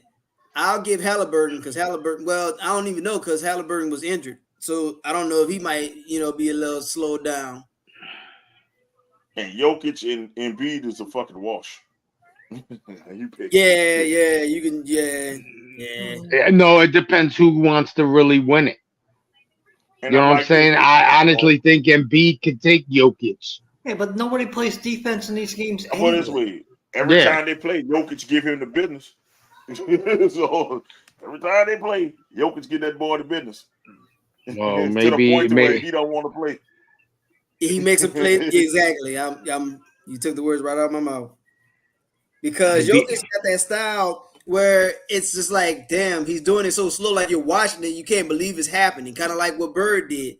Bird was just as majestic. You're like, damn, he's not doing it spectacular, but damn, this dude really could. He could play with the best of them. Luka does the same thing. Luka moves slow as shit. But he's so damn efficient. He's so majestic. It's like, damn, you know the ball is going in. It's awkward. You know what I'm saying? When you can't awkward. Nah. Most people are used to you moving fast. You move slow, it throws people off. You have a rhythm. You can kind of match up with it. You be like, but nah, this dude, he gonna do what he do. The ball is gonna be bounced slow. Look at that game winner that he had that we was talking about the other day. It's like, damn, it's just like, wow, I can't believe he did it. Well, let's talk about Giannis getting rid of his coach before we move on to football again. Yeah. He sure Doc did. Rivers. I'm gonna say Doc Rivers. That's your answer to this, Mr. Mediocre. Man, Mr. Mediocre. You gonna get Mr. fucking Mediocre to be your coach. You're happy about this. You're happy about Doc Rivers being your coach. I don't know. The same one. I'm gonna say this: the same one who needed 4 Hall of Famers. Because I count Rondo as a Hall of Famer. He's gonna be one. Okay. 4 Hall of Famers to win 1 ring, and didn't go back. And the Celtics died afterwards. They moved everybody to Brooklyn. The Celtics died. He moved on. He moved on to fucking Lob City, one of the most exciting teams in NBA history, and they couldn't even make a conference championship. Remember, weren't they up 3-2 also? 3-1. 3-1. Okay. 3-1. Yeah, 1 game to win. 3-1 Doc. And that's when it started. Chris Paul couldn't make the conference championships with them. None. You had Lob City, prime Blake Griffin jumping out the gym, DeAndre Jordan jumping out the gym, Chris Paul in his prime, and you couldn't win. You couldn't win.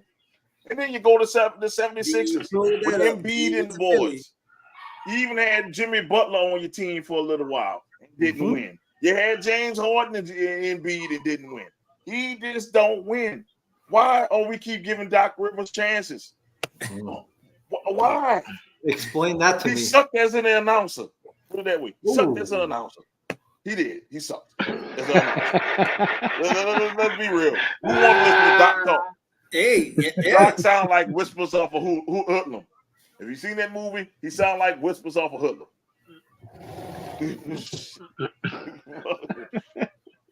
Hell no, man. No, man. He sucked at everything he does, man. I ain't gonna say suck. He's mediocre at everything he does. Fucking mediocre. He's not wrong. That's the sad part of it. He's not wrong.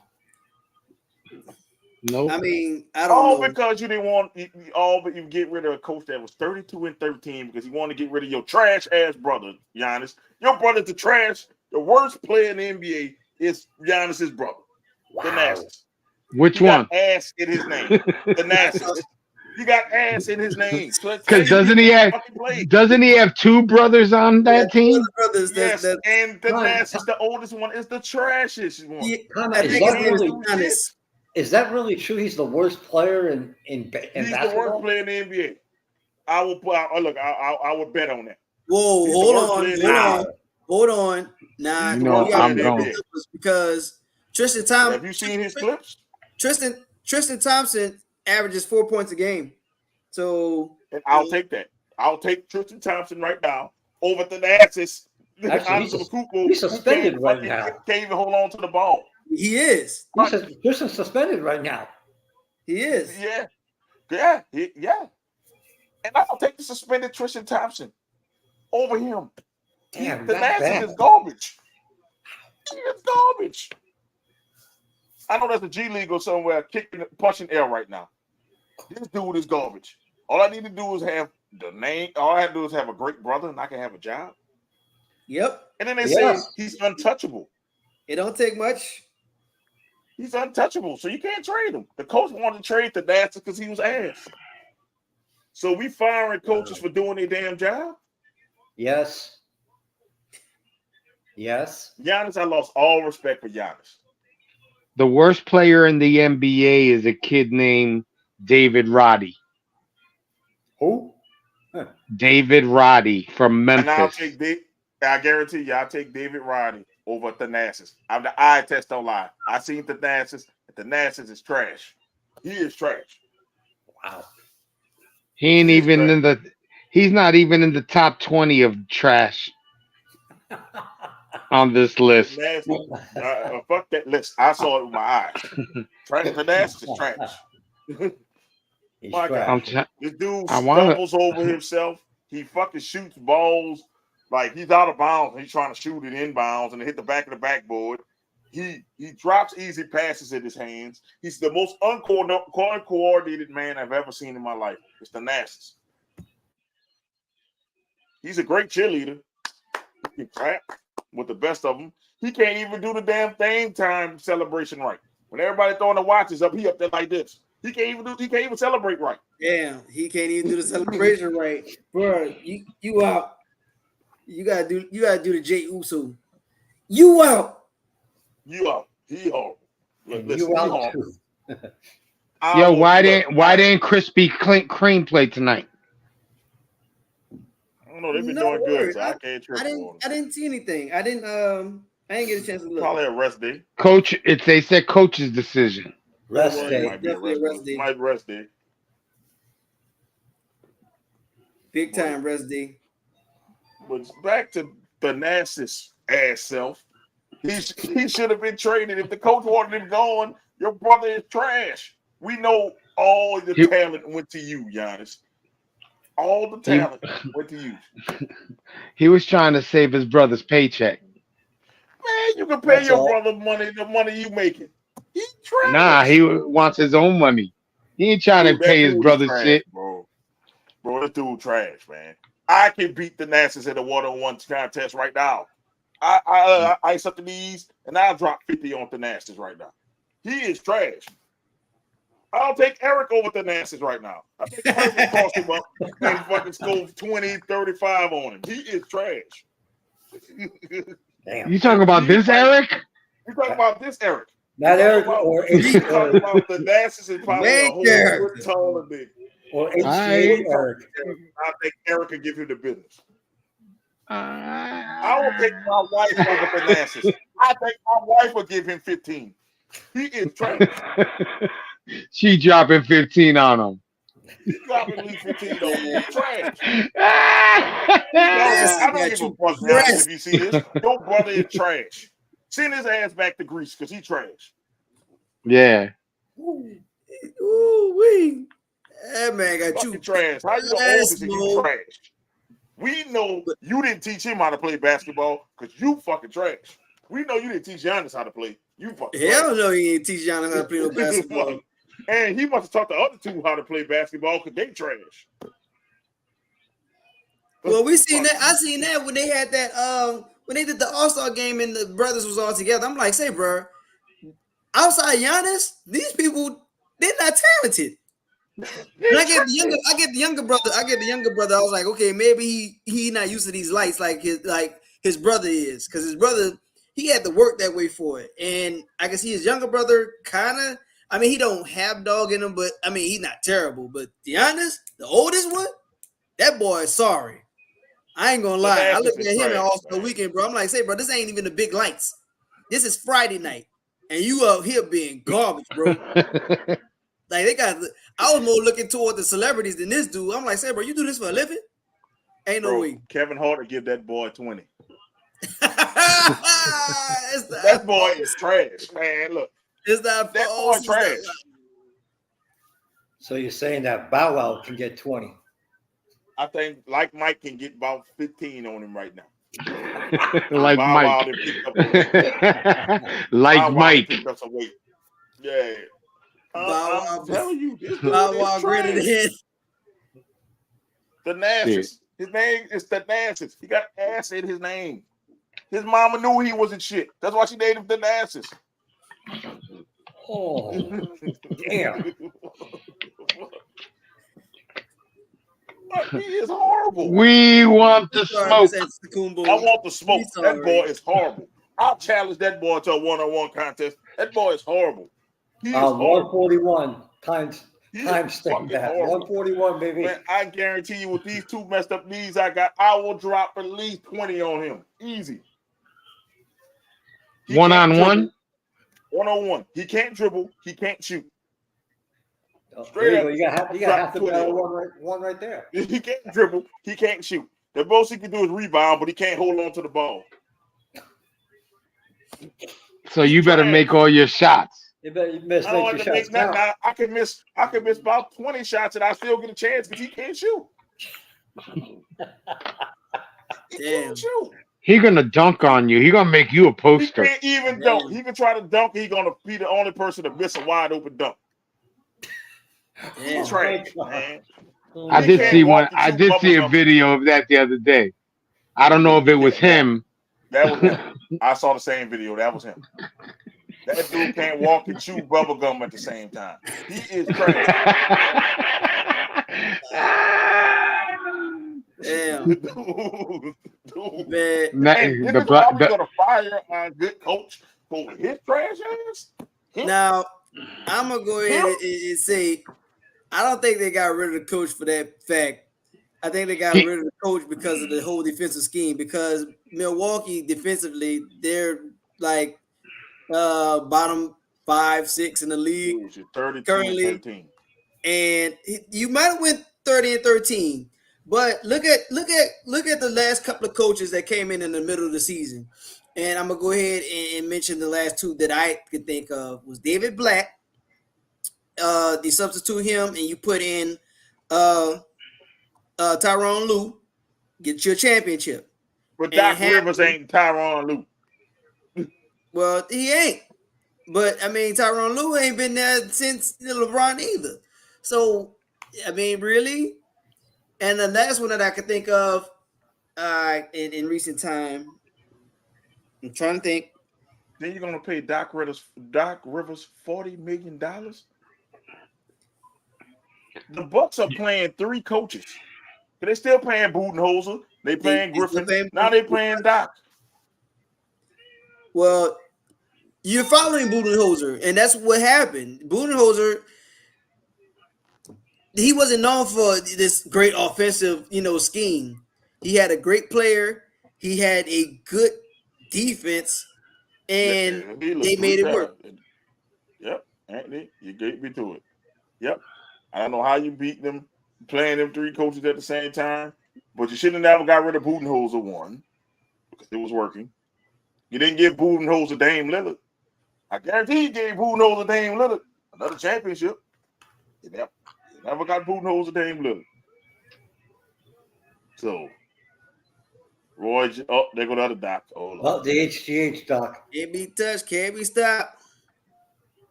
What's good, evil twin brother Eric? I'm the evil twin. What's up, Doc? New Orleans represent. Now, what part of New Orleans is Doc from? What part? He never answered that part of the question. He never answered that one. He never answered that question. If you're the real Doc, what part is Doc from? Doc, don't tell him. Doc is typing with his toes right now. Because if he says it, boy, I'm gonna be like, damn, Doc, you got a damn. Who you got typing for you?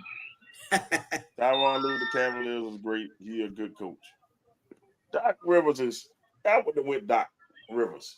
Doc Rivers? I would have went Mark Jackson more than Doc Rivers.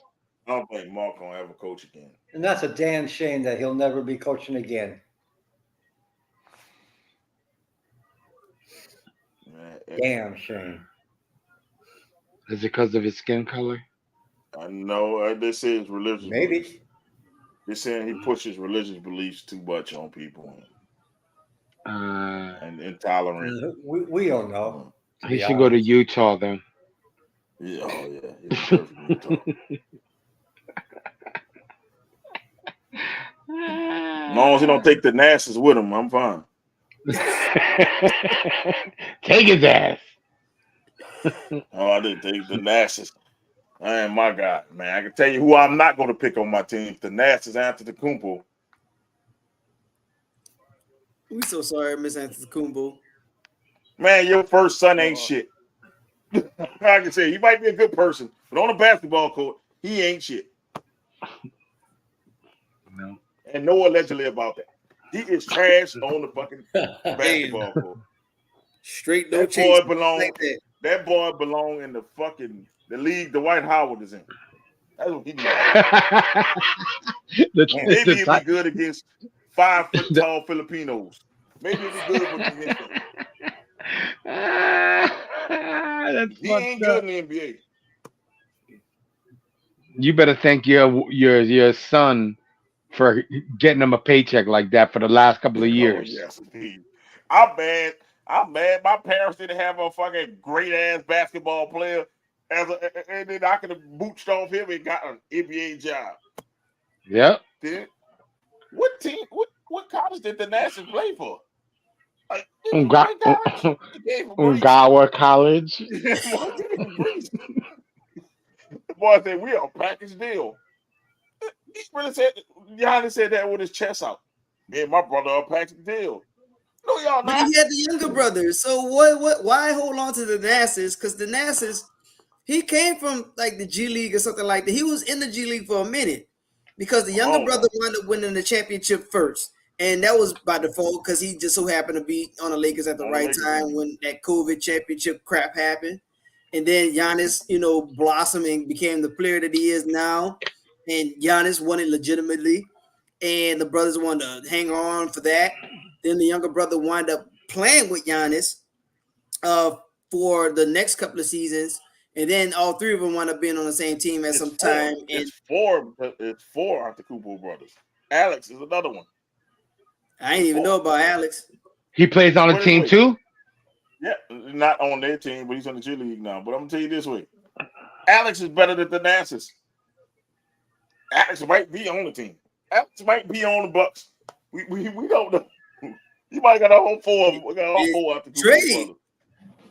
Because the Nassus, I mean, from like I said, from when I was looking at it from eyesight, that he ain't it. Like, I'm looking at this dude say, bro, ain't no way you play ball professionally. Now that you came up to this stage on Friday night, and you just made this event snows. He might not even be G League material. Alex plays for the fucking Milwaukee Bucks G League team. They got him in the G League. He got Alex in the G League. Hey, it's easy. Hey man, look, give him your jersey. Same last name. You ain't got to do much to it. Alex is better than the Nassus. You could be like the ending of Drumline.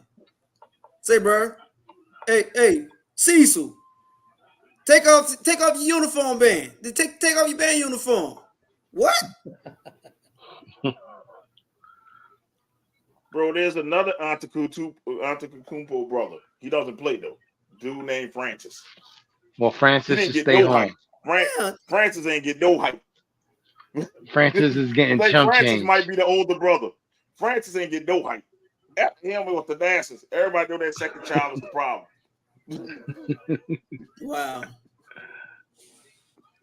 Look, fucking Francis look like he fucking 5'6". The rest of them tall. Francis got to have a different daddy. I don't know. They use all that part in the gene pool. They say, nah, fuck you, Francis. Yeah, that's exactly what they said. That's what they're staying for. You staying home. We're going to America. Look, you staying home. Costas went back to the damn Greek basketball league. He should have took the Nassus with him. How is the Nassus the only one in the NBA besides Giannis? Because Giannis, he's a package deal, like he said. He must have told them, you got to bring my older brother up. That's somebody that he relates to. But no, you know what I'm saying? Like, they must share rooms together in the whole 9 yards. No, because Giannis, he real smart with his money. Like, I honestly think he got stuff set up No, Giannis got like 50 accounts set up, so it kind of stacks up on itself, and he'll send stuff home and take care of home, and try to live his lifestyle that I guess he's become accustomed to now that he's this megastar of the league, this face of the league. So I guess that's why he kind of does it that way. You want to know who drafted the Nassus? Can you guess who drafted the Nassus? The Pistons? It's one of our teams on here, and it's not the Pistons. The Nets. It's not the Pelicans or the Nets. It's not the Nets? Or the Pelicans. The fucking New York Knicks drafted the Nassus. Oh! I was thinking round. New York. I was like, it has to be New York. The second round. The fucking Knicks drafted it. I'm glad that he never played for us. He played in 2016 for y'all. I don't remember seeing his ass. He was too busy clapping. He's an NBA champion, a 2-time Greek League champion, a Greek Cup winner. Most of his shit Greek. He was the Greek League most spectacular player. Yeah, but if you look at Greek, the Greek League wasn't trash. It's not one of the better places to play.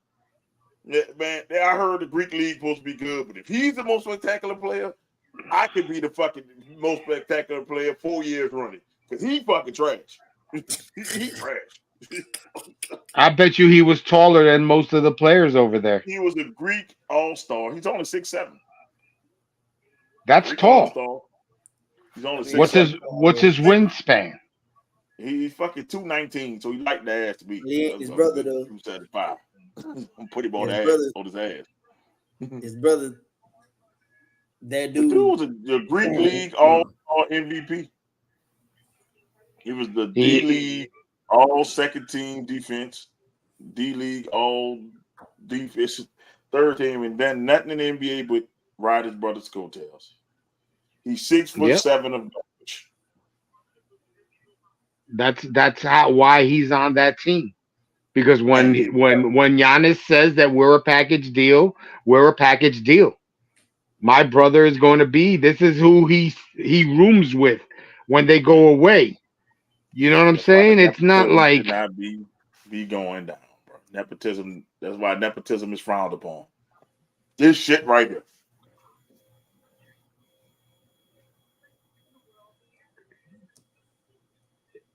Nepotism. Straight up nepotism. And Giannis, that's true. You got rid of a coach that could, it was his first year. Damn, at least get him to get a year under his belt. Let's see what the fuck he did. They already had, 13. Talking about the locker room was lost. Giannis changing plays. He upset about the defense. I mean, supposedly the coach made a comment about his brother Dynastis. That's why I thought you were. I thought it was, he said something that it was a waste of money for him to be on the team. Yeah, he was a waste of roster space. He trash. The coach told the truth. I'm on Griffin's side. And it cost him his job. He lost him his job for telling the truth. Giannis, your brother is garbage. Yeah, I mean, and Giannis got that power. Who are you going to say? A first-year coach or your superstar? I know. The one that puts your franchise on the map. And I hope it get to a point where the Nationals have to play a lot. And so Giannis can look stupid. Hopefully a person get hurt. Not wish injury on anybody, but somebody get hurt. And the Nationals has to play. I'll fucking put him into play. I just put him into play. You're starting now with your brother. That's what Griffin should have did. Griffin should have put him into play. Yep, and then when they would have lost games, and then you could have been like, well, yeah, he's a wasted roster spot. Let's send him down to the D League, and let's bring somebody else up from the D League that could actually help this team. Like his brother, Alex. You try one brother. He's trash. He is fucking trash. That's messed up. He's trash. It sucks. it sucks that people have power like that. Yeah, he fucking trash. Not really. Trash, I mean, that's what's happening with a bunch of these athletes now, and it's a shame because we were talking about it a few weeks ago. Now, what other employer place of employment that you can just be like, you know what, I don't feel like it. I don't feel like me. I don't want to be at the office. I don't want to perform. I don't want to be on the court. I don't want to be on the floor, nothing, and still get paid for it. We were just talking about with the NFL and Caleb Williams. Caleb Williams straight up told people from the moment he got that Heisman, I'm not going to a team that I can't have part ownership in because I'm physique. My physique says I'm NFL ready. We don't know anything else about you. I don't know if you're smart enough. I don't know if you're accurate.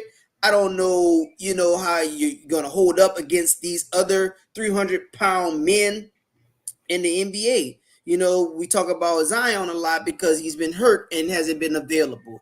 And his last soundbite soundbite worth mentioning, it's playoff time. The team is fighting to get a playoff spot. Everything's good, but I'm not me. Where else in the world can you say that? Because I wish I could do that to my manager right now and say, you know what? Say, guy, I don't feel like it today. Or take today, for instance, I had to drive, 40 plus miles with less than a mile visibility of fog, right? Because I got to support my family somehow, right? This is my main source of income, my employer. That these guys say, no, I don't feel like it, and they're still going to get paid. And I mean, handsomely. They get paid multiple times my paycheck. And they can just tell the boss, whatever. Like, cool, entertainment is all good, all fine. But at the end of the day, like, that's not going to sustain, my community moving forward. And I'm not trying to get off the sports stuff because I do love players to earn it. Like back in the day, we was talking about, with the haters in his teenage years, Jordan showed up to games. Like only way Jordan wasn't showing up if someone busted his knee right then and there. Dude stole his jersey out of Orlando. And guess what? Boy found him a jersey. They even went to the crowd and said, hey, is there any Jordan jersey that could fit this man? Said no. Well, guess what? We got this one that's been in the wash. Ain't got no name on the back. That dude took that 12 and he went up there. He had a game. I think he scored like 40 that game, 40, 50 that game. I mean, athletes don't have that mentality. Mo was up there talking about the mentality of it.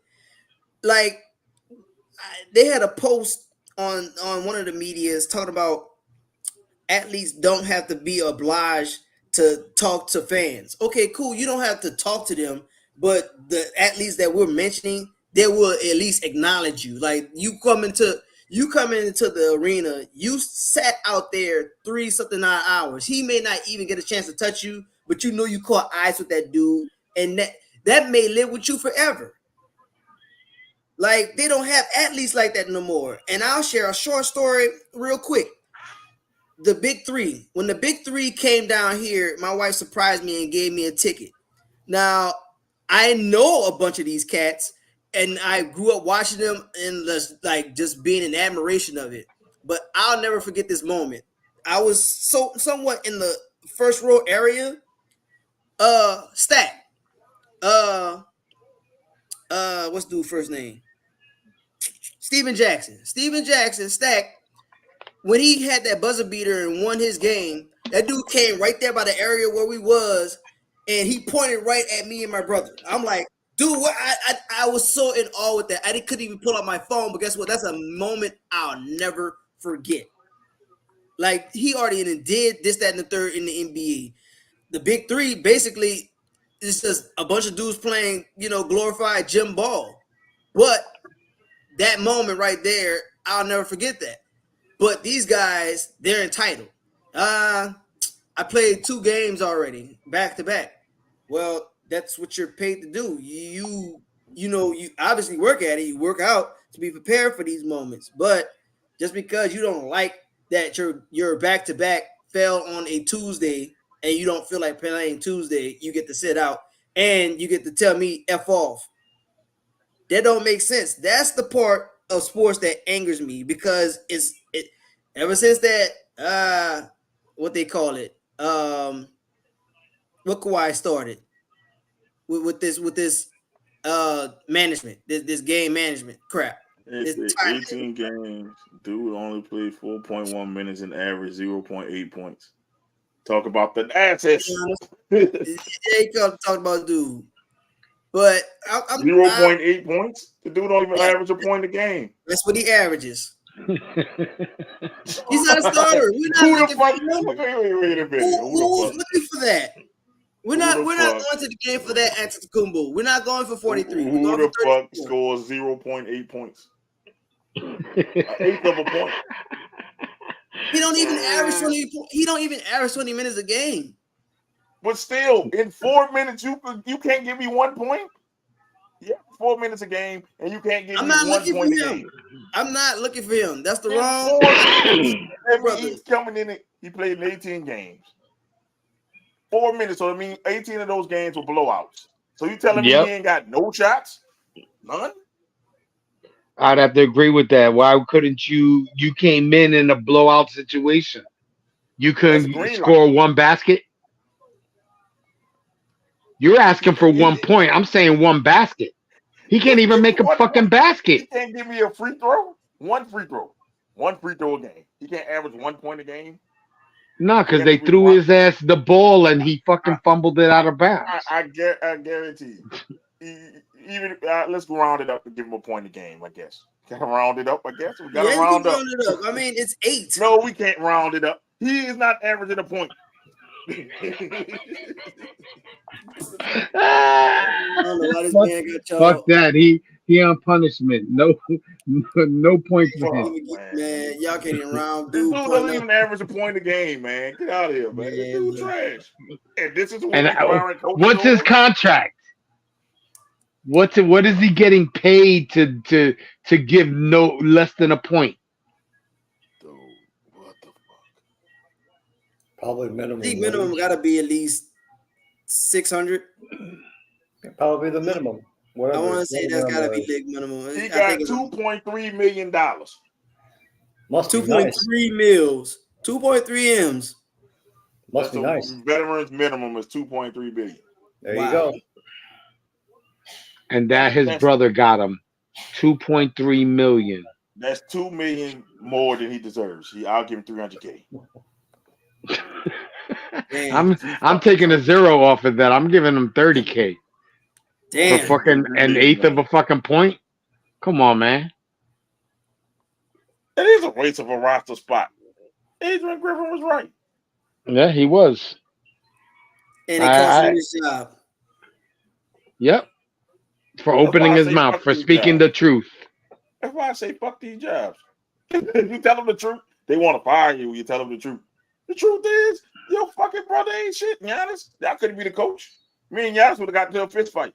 I'd have knocked him on his Greek ass. I'd have said, we gonna trade your ass to get a lot of picks too. I'd have knocked him right on the Greek ass. I'd say, you and your brother can get the fuck out of here. You gotta go. You gotta go. Shit. And I will get a shitload for Giannis. You can take him and his brother. Where you want to go, Giannis? Take it, you and your brother. But of course, Milwaukee ain't gonna do that. Trade his ass to the Pelicans. They can get a haul for the Pelicans. We don't want him. For Krispy Kreme and... Well, Zion definitely ain't going nowhere now. Zion the Knicks will be all over it. We'll give you Julius Randle. And it sucks because he's actually playing decently now. Knicks would do some shit like that. He's on the last year, so he'll be a free agent after next. Don't call this man a free agent. Nobody call it the Nats unless it's the Bucks. He only can play when Giannis playing. Nobody call it the Nats. That dude, yeah. Yeah, they're right not calling for another year. He ain't coming back. Y'all can hang that up. Any Giannis fans out there, I'm sorry, your mans ain't coming back. That man is going to play long as he wants to play. If I have a brother like that, I'll keep signing 1-year deals. It ain't happening. I don't know what to tell you. Yeah, and when they don't sign up the Nats, they're gonna say, "I announced my retirement." People gonna be like, "Who the fuck cares?" Ain't nobody watching that press conference. Yeah, this long chapter has come to an end. Sit down, Mr. 0.8 points. Fuck out of here. 0.8 points. All-star. He did all of that shit. It makes you wonder how shitty the Greek league is. Dude, I should have went to the Greece and tore it up. You could have probably made billions. Throw this bum out. This motherfucker, 0.8 points. Throw this bum out. And he be up there like this, clapping. Well, I bet you he got a million claps.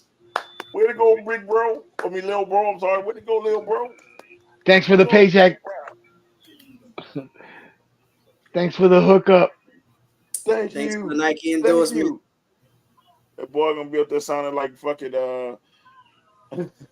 like fucking Kevin Garnett. Anything is possible when you got a brother that's MVP. Free Nike swag.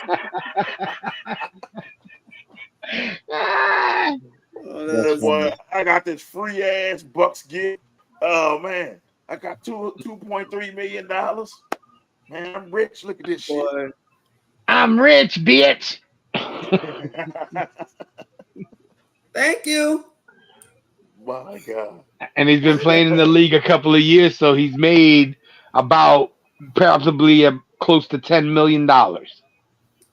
Yes. He got banked. Don't even worry about that.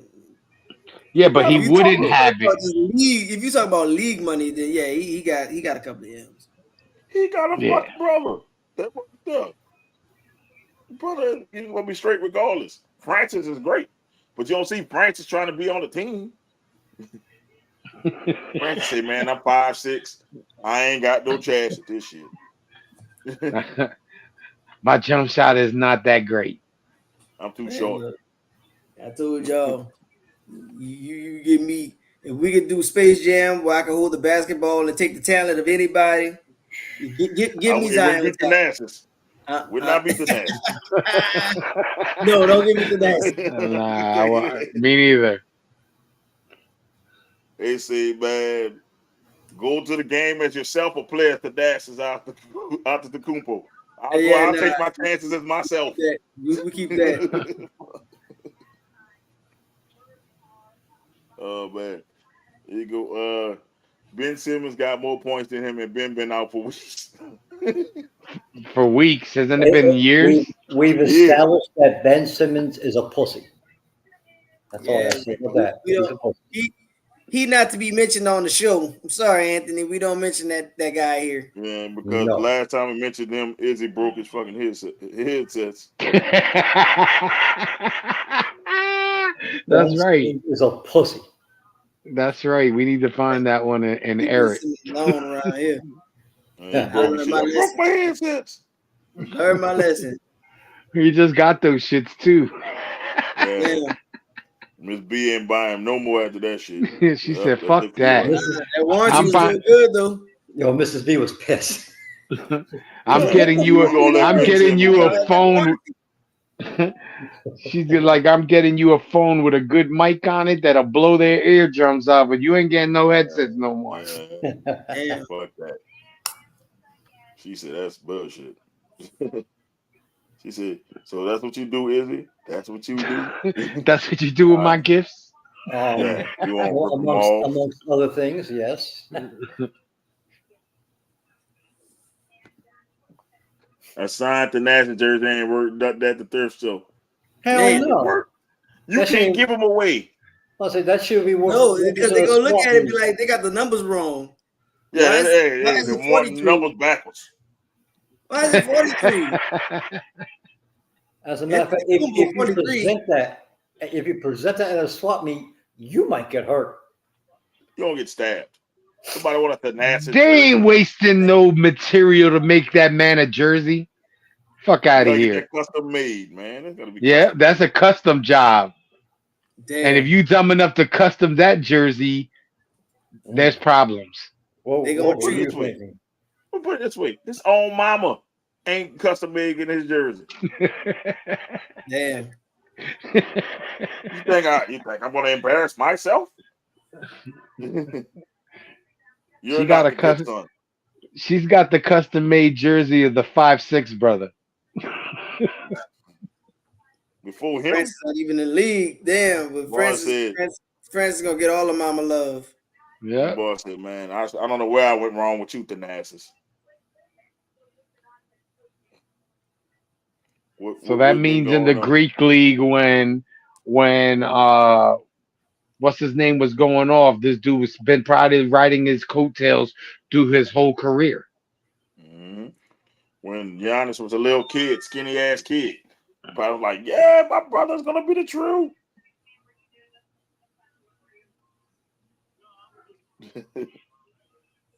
So, man, that is hilarious, man. That we spent all this time talking about the Thanasis garbage ass. That might be the only time we ever talk about the Thanasis on the show. Probably the one and only time that he'll have something. Unless he gets back to you on X. So Thanasis said, hey, we can play one-on-one. We can play one-on-one now. We're embarrassed Thanasis. You better. You're playing. You better. You're playing for the podcast. You better. Yep. I'll bust his ass. Don't worry about it. First of all, I'll weigh him, so I'm good. I ain't worrying about that. He come over all he wants. Yeah, if he tries to dunk on you, fucking foul him. Take that boy out. Ain't going to foul him. He gonna miss. He don't miss. He's only gonna score 0.8 points. Yeah, I'm good. So you're saying you're gonna shut him out? No, I'm gonna win like 20 to 0.8.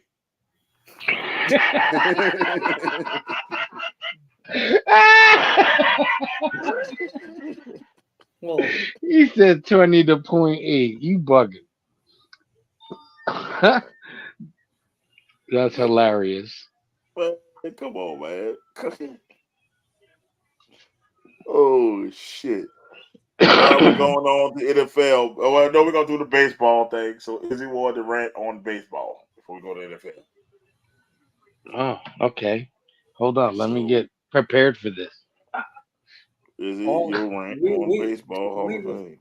We went through this last year, how the Baseball Hall of Fame is a fucking joke. And guess what? Nothing's changed.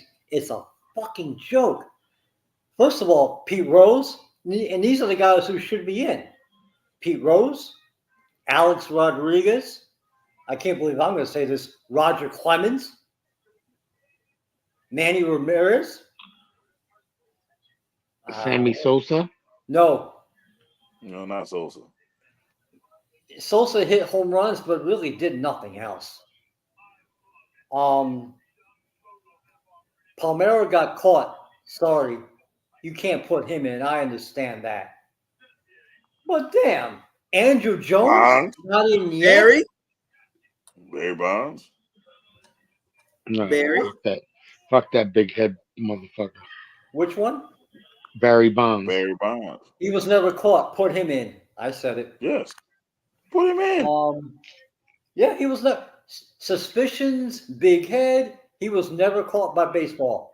Put him in the Hall of Fame. It's just a big fucking joke. You got Harold Baines? Really? And Adrian Beltre. He deserves it. He's got 3,000 hits and nearly 500 home runs. Adrian Beltre over Barry Bonds. Nope. Not till Bonds get it there. Nope. But he's got gold gloves. He don't have a problem with him in. Joe Mauer, he won 3 batting titles as a catcher. Hasn't been done much. He deserves to get in. That's fine. Todd Helton. None of them over Bonds. None of them over Bonds. Like, well, I'm can't sorry. have Rose and Bonds out. All the suspected steroid guys, put them in. Put them in. It's just to put them in the steroid wing. You can't prove it. The only one you can really prove was A-Rod, but then again, he was suspended and his slate should have been wiped clean. But no, this ain't the Hall of Fame is becoming the Hall of Justice. It's bullshit. It's bullshit.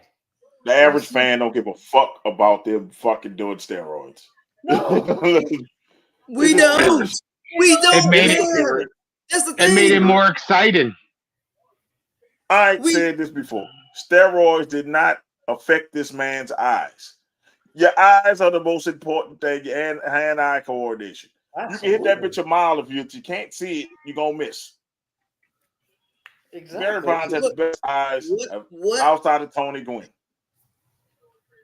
What made these people the authority figure about us caring? We didn't care. Like, we don't watch baseball like we used to. You try to speed the game up. We still don't care until postseason. We still don't care until September, October. We don't even care. And most of the guys that you're talking about, they made us watch the entire season. We're watching because we want to watch them. I don't have a player that I want to watch today. I don't have a player anymore. I haven't had a player since Barry, to tell you the truth, to be honest. Like, I sit here and I rag and I, sit here and I am an Atlanta Braves fan and say, yeah, but I'm not going to sit here and watch a game casually. I'm sorry. Like, even if I were to go to the stadium, I'll take the drive. I'll take the 8-hour drive to Atlanta and be like, you know what? I just feel like catching a ball game. Not going to want to do it because I got a player to watch there, but he's not going to be the reason that I'm there to watch the game. For me, I like the game. I love the game. Whenever the Mets come down here, if I can, I'll go to 1-2 games a year, and I watch the game as a fan. But it's disgusting how these Hall of Famers who should be in are not in. I just think that's fucking disgusting. And the way that they used Pete Rose in the past. They used all these players in the past who were steroid guys, but yet you can't put them in the Hall of Fame? Come on. Well, we're not even putting him out because of steroids. We're putting him out over the betting situation. But I mean, who cares? I don't care about him betting. I don't care. Being honest, I really don't. I don't give a shit. Put it this way. Can you tell a story of baseball without Pete Rose? You can't. At all. Can you tell a story of baseball without Barry Bonds? Can't. No. Roger Clemens. Can't. No. As much as I hate Clemens, but you can't. You'll keep these guys out though. I don't get it. I mean, if you can't tell a story of baseball without them, then they need to be in. And that's what they're going to wind up like doing. This. You got fucking Ty Cobb in your fucking Hall of Fame. Ty Cobb is the biggest racist in the world. I forgot Gary Sheffield. Put him in though. Gary Sheffield. Yeah, he's got 500 homers. Put him in. Put it this way. You want to talk about morality. You got a motherfucker who hated black people in there. Bad. Ty Cobb was the worst human being ever. And you got him in there. You got Ty Cobb in there. Allegedly. No, allegedly. No, ain't no allegedly. I say ain't no allegedly on that one. Ty Cobb is a known racist, and you ain't taking Ty Cobb out of there. Shit, Babe Ruth was a womanizer. Taking Babe Ruth out of there. But people love Babe Ruth. He ate hot dogs and drank beer. What's wrong with that? Make that boy nickname Furman. Shit, you don't want to take them out for morality reasons. So who gives a shit about steroids? Mark Furman. You can't do steroids, but you can call black people the N-word. You can be good. That's good with us in Cooperstown. Once again, look at the '86 Mets. What do they do most of the time? Sniff coke. They did that. And I mean, now, Babe Ruth showed up to the games drunk. I mean, hey, Mickey Mantle. The game. Yeah, I was gonna say Mickey Mantle too. Mickey Mantle was drunk. I'm like, so you're not gonna fucking take them out. That's performance enhancing drugs because I'm a lot stronger when I'm drunk. So that's what I'm gonna tell you. I'm a lot stronger. You're gonna be a lot stronger when you're knocked on your ass. I'm telling you, I'm a lot stronger when I'm drunk. So if I swing in the back, I might knock that bitch 500 feet. So I'm gonna tell you, if I can see it, now you got to see it. It takes skills to see it when you're drunk.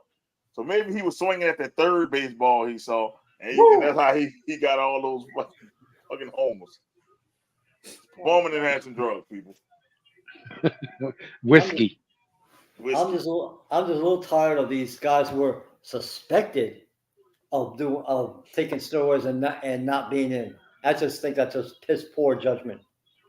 But once again, who cares? I don't. Who cares? It made the game more exciting to me. It made the home run race more exciting.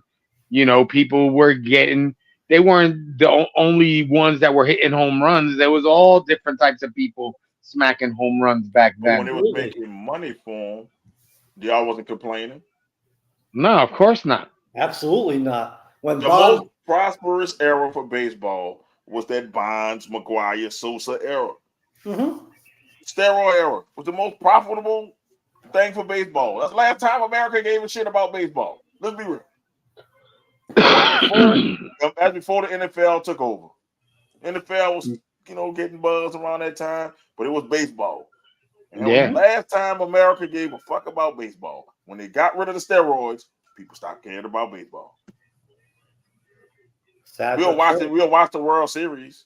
We'll watch the playoffs. Depending who's in it. We'll watch a game or two of the playoffs. We'll watch a game or two of the World Series, but nothing else. I'm not gonna be, man. I was glued to the TV for baseball. Oh shit! When there was the home run race between Sosa and McGuire, I was glued to the TV. Mm-hmm. I think now just everything's changed so much. It's just not worth watching anymore. There's no real stars. Like when I mean stars, somebody I want to watch. There's a cat. Somebody I want to watch. I'll just get a boatload of money. I don't give a shit about Otani. I don't give a shit about Mookie Betts or them like that to stop me from watching football. Like if I'm watching football or basketball, you think I'm gonna let's turn on the Dodger game? Hell no. If I want to go get me a nice sleep, every turn on that Dodger game, go get me a nice ass nap. And I'm going to be asleep by the fifth inning. Yeah, I mean nowadays, baseball, the rivalries aren't the same. Two things that's going to be the notoriety for this era is the banging on the trash can. Yeah, like for real. I don't know why I got that much notoriety in the time clock. I didn't expect that either. You still have to hit the damn ball, though, bro. That was straight up cheating, though. They were still inside the shit.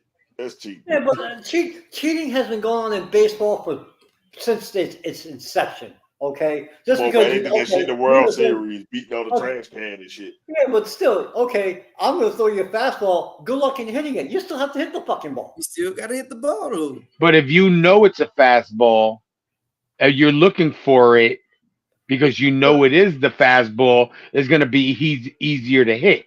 But you still have to hit the outside still to hit the damn ball. How you feel about the NFL awards? You think it's a no-brainer, or might see some sleepers? They better not get that shit to DeMar Hamlin. That's all I gotta say. We not getting no sleepers at all. There's no sleepers here. It better not. Everybody it better be Lamar. It better be Lamar. It better be the coach for the Texans. I will give it to the coach of the Texans and being the coach of the year. Yes, the fucking head coach. And, now, it would surprise me if Matt LaFleur if he wins it. That would be a surprise. Because Matt LaFleur, I mean, no one expected anything out of Green Bay. Beautiful bitch day. Oh, good Lord. What's up, Miss Bitch? Eric, how many you got? Tristan, why does America hate the Niners? Unbitter Raiders fans. Let me tell you, it's not that they hate the Niners, even though I can't stand them motherfuckers. I think America just likes the underdog, and the Detroit Lions Oh, the underdog. Or an underdog. They never won a Severe Super Bowl. underdog. They have And never. they just want to see them win. They've Detroit never been there. It's the story. It's the story. It is the story. Nobody cares about the Niners going there. They're probably going to be in the race next year. Okay, Detroit, again, this might be the only year Detroit will be in the NFC Championship game. This might be the only year. It could be. They might not get the chance again. But I don't know. I don't know. I think they have a strong squad. There'll be a strong divisional round knockout because they're not getting back there. You can see this. Here, it's lightning in the bottle right here. You better take advantage of it. Because I don't know if they're gonna get back. Never know. They sacrifice my Pistons. They better make the fucking Super Bowl. Shit, I'll tell you that. They better make the damn Super Bowl. They sacrificed your Pistons. That's why they suck. Yeah, because I'm saying like this. The fucking Wolverines won. They sacrificed my Pistons. Now the Lions are in the playoffs. They sacrificed my Pistons. They got another team in Detroit. You got two teams in Detroit. Okay. The Tigers and the Red Wings. Pick on them. I was going to ask how the hell they're sacrificing the Pistons. Because, bro, we the only ones with recent championships, man. And the championship history is the fucking Pistons. So you got to go after the big dog. Nobody cares about hockey like that no more. So they got to go, hey, we're going to go to the NBA team. We're going to sacrifice your Pistons. I don't know why. Damn, they really want to kill your boys. Yeah, they killed the fucking Pistons. I don't know what the fuck going on. Whoa, you saying the Red Wings got no stroke? Not no more. Okay. Yes, thank you, Miss Bitch. Oh, look! Oh my goodness. Doc Eric wearing the blue shirt bitch gave as a present. You better not say it too loud for Miss Doc come kicking through the door. What? Doc will come in the door and then beat me up. He said the Paris has the painting of the bitches and roses made by Mrs. Bitch. She's and funny as fuck. As the headphones I bought last week. That's funny. I've been at these headphones. But we'll roll with it. We'll roll with it. Thank you. It's in the mail. It's in the mail. It's coming. I thank you, Miss Bitch. Mrs. B likes it. Yeah, pretty much. I like the headphones. Thank you. It's great. You could have gotten me something better than a beanie, though. Damn. Dang. But let's get into the fucking championship round now. We already know who I'm picking in the fucking. Yes. In the AFC. I have to keep my word. And I say if Kansas City won, I was gonna pick them this week. And Kansas City won, of course. So I'm going with the Chiefs. So we got my pick out the way. Well, your receivers are actually catching the ball. So I'm shocked. You can't go against Mahomes. So I'm picking the Chiefs. What a surprise. But for real though, look at I didn't notice. So I'm gonna say I was today years old, realizing that Patty Mack played his first road playoff game, non-championship road playoff game. Well, you could call it a playoff game because the championship is a championship. So he played his first road playoff game, and he wasn't too shabby. But as far as this game is concerned, man, Baltimore rolling. Baltimore, they was going, Texans held their own for a minute. And then at halftime, I don't know what Lamar told them boys, but Baltimore turned up. They adjusted well. Yes, they did. Like, sheesh. I'm going with Baltimore for this championship game. Y'all gonna put some respect on Lamar's name. That part, Baltimore for me. Come on, Hater pick of the week. Make it. They ain't gonna be a hater pick. He ain't picking Pat Mahomes. I'm not picking Pat Mahomes. I'm going with the Ravens. The Ravens are rolling right now. They are strong. They move the ball. I mean, don't get me wrong. The Chiefs did play good last week, but I don't know if they're this good. I think right now, like Doc said, it's time to give Lamar some respect. And their defense, they're the top ranked defense. Yeah. And Anthony just knocked it all out. He's going Baltimore at 40. He just man, He's just giving anticlimactic. He must be falling asleep. That's what it is. Yeah. Oh, you fine trying to follow that damn script. Yeah, ain't gonna work. Yeah. That's the script. And Pops told me earlier this week he picking Baltimore, so I got Pops pick. They said they bringing back Ray Lewis. They bringing back Ed Reed and everybody else. They can bring back. I don't care who they bring back. I don't care who they bringing back. Patty back by 5. By 5? By 5. By 5. Oh, that look like it won a no. I think Lamar Jackson is going to stomp a mud hole in their ass. Patty Mac by 5. It's the Mahomes Invitational, baby. That's what we call it, the AFC Championship from now on. That's the Mahomes Invitational. Who is playing against Mahomes in the AFC Championship? That's how I am waiting for the end of that game. That is going to be sent in the chat. Patty Mac by 5. Patty Mac by 5. Can't wait. Yeah. Clip 7 on the clip that shit. Clip that shit. Because it's going to be the Ravens by 20, and he's going to be like, oh, shit. Oh, clip that shit. So when it's Patty Mac by 5, I don't want Patty Mac by 5, I'm clipping this. I don't want to hear it. Definitely going in the chat. With Patty Mac by 5, I don't want to hear that shit. That one is definitely going. I already got the pinnings before Daniels, but I definitely need this one. Whatever the Chiefs cheated after they cheated, how you catch every day the second half and the first half? How you call it cheating? That's called. They probably got. They put glue on their fucking gloves. Stick them, baby. Stick them. I got a new script, and you're going to see what my picks are. I got a new script. I'm going to show you what the new script is going to be. Patty Mac by 5. Patty Mac by 5. No, Justin Tucker will hit a field goal, and still Patty Mac by 5. We'll see. I got you. Because I already said it. I'm good with that result. That's all I gotta say. Okay, Justin Tucker will hit a field goal. Will be the game-winning field goal. Nope, because they're already gonna be losing by 5. Hold on. So since we got past the pick, I got a question for y'all. How y'all feel about that kicker getting death threats? Y'all feel that's just bullshit? That's garbage. I'm put it this way: it's the Bills. I expect death threats. Shit. You don't think Scott Norwood got threatened when he was in the Super Bowl? Yes, it brought back bad dreams from the 4 Super Bowls that they lost before. No, it was the first one when Norwood went right. He went right on his. He like dude from the Ace Ventura. Yeah. Wide right. Ray Finkel. I guarantee the laces were out. The laces were out. That was on TV a few days ago, too. Ray Finkel. Once again, to your thing.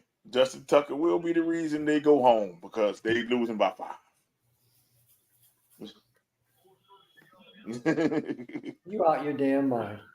He said, Patty Mac by 5 is a 5 t-shirt. I guarantee you, if they win by 5, it's the next t-shirt. Patty Mac by 5. Oh, damn. Oh, and a t-shirt? Damn, he gets a t-shirt? Write that shit down. And Jay has to wear the t-shirt. Fuck that. I ain't worried. That's not part of the deal. I didn't shake. Fuck that. I'm going to buy it for you. I will buy it for you, and you must wear it. Oh my God! It'll get lost in the mail. Yeah, that's going together. It's gonna get lost in the mail. I never received it. Shit. Fuck. Don't worry, I'll send another one.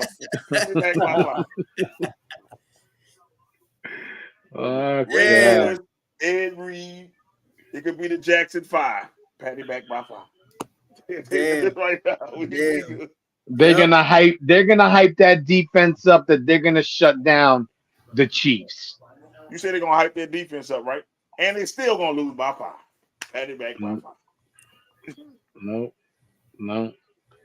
It's gonna be a weird number like 5. So I'm putting up they're gonna lose by 5.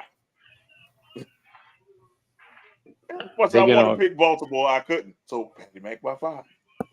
Yeah, so you have to ride it out because you opened your mouth last week. If you would have just kept your mouth shut. And if you right, you're like a damn genius. I don't care. I still want to pick the Chiefs. Patty Mac by 5, man. I don't know about that. If it happens, y'all gonna think when they won last week, you were upset because they won because you wanted to pick the Ravens. I picked Buffalo. That's why I was upset. I don't know why I started doing Anthony and changed my pick right before the game. I had a gut feeling. I said, "Damn, Kansas City gonna win this." Nah, man. But I didn't do an Anthony. I stuck by my pick. I didn't do an Anthony. Anthony could, and you know what? I'm gonna change my pick right before the game starts. But I mean, Buffalo, they've been there so many times. I mean, you go back and forth with Kansas City. You beat them earlier this year. Shit, Arizona still ain't got no hands. I think he still hasn't played yet. And if he can't catch the ball, I doubt if they put him on the roster for the Super Bowl. Put it this way: Taylor Swift, screw the Beehive. Patty Mac by 5. Wow. Like that. Yeah, that's Swifties. Y'all up. Yeah. Y'all up, Swifties. I'm not even touching that one, Eric. But this way, let the Swifties come for him. Before HR come kicking the door. Talk about screw the Beehive. Boom. Who are you talking about? Because the Beehive is is Beyonce thing. I say Beyonce's. So she coming down, she part of the Beyonce dance troop, so she kicked the door. But I want to the Beehive. Boom. We're like, oh shit. Oh, yep. I'm just trying to rhyme, baby. Patty Mac by 5. You gonna get my ass kicked. Patty Mac by 5. Raven by 2 over 40 kick. 49ers winning late by defensive play. Patty Mac by 5. You know what? I am not changing my pick. I have not changed my number. You have to change that pick. You can change your pick. Yeah, but I'm glad. Do what I want. You can't do no. I could be an Indian giver if I wanted to, but I'm real on mine. Patty Mac by 5. I'm glad Anthony put that comment up there. That late defensive play. Now, you seen Hero Ball, this year, and we're not uncommon to it being New Orleans Saints fans, and when we see Jameis Winston under center. But Jordan Love did the ultimate no-no in a playoff game. He ran to the right and to the left. Oh my God, Tristan. Vinny Mac resigned in disgrace. Patty Mac by 5. Oh my God. That might be that happened. That's gonna be the new tagline. I don't care. Patty Mac by 5. But when they lose by 2, don't be mad. You're gonna be Patty. It's not Mac. It's not losing. Is not my vocabulary. Patty Mac by 5. Jordan Love had like a minute. No, he had about I'll say about 40 seconds left on the clock. You got all your downs or pretty much 2 more downs to go. He runs to the right, throws off one leg across field to the left. And I mean, what was the point of that? I don't want to say that you sold, but there was no need for that. That was not needed. You could have thrown the ball away easy. Like no one was around you. Throw the ball away, take a penalty. You could have done a number of things. Man, look, Jordan Love took a dive. Patty Mac by 5. That's what it is. That's what happened. You want to know what happened? That's what happened. You took a dive. Patty Mac by Look, 5. his daughter whispering, Patty Mac by 5. Look, even the youngsters doing. Daddy, Patty Mac by 5. Change your pick, Daddy. Patty Mac by 5. That's what he told. That's what you told. Damn. Change your pick, Daddy. Patty Mac by 5. We hear the kids know. Well, I think that should have sell. I think that should have sell in Kansas City. Patty Mac by 5. That boy said Jordan Love so faster than a kid in a candy store.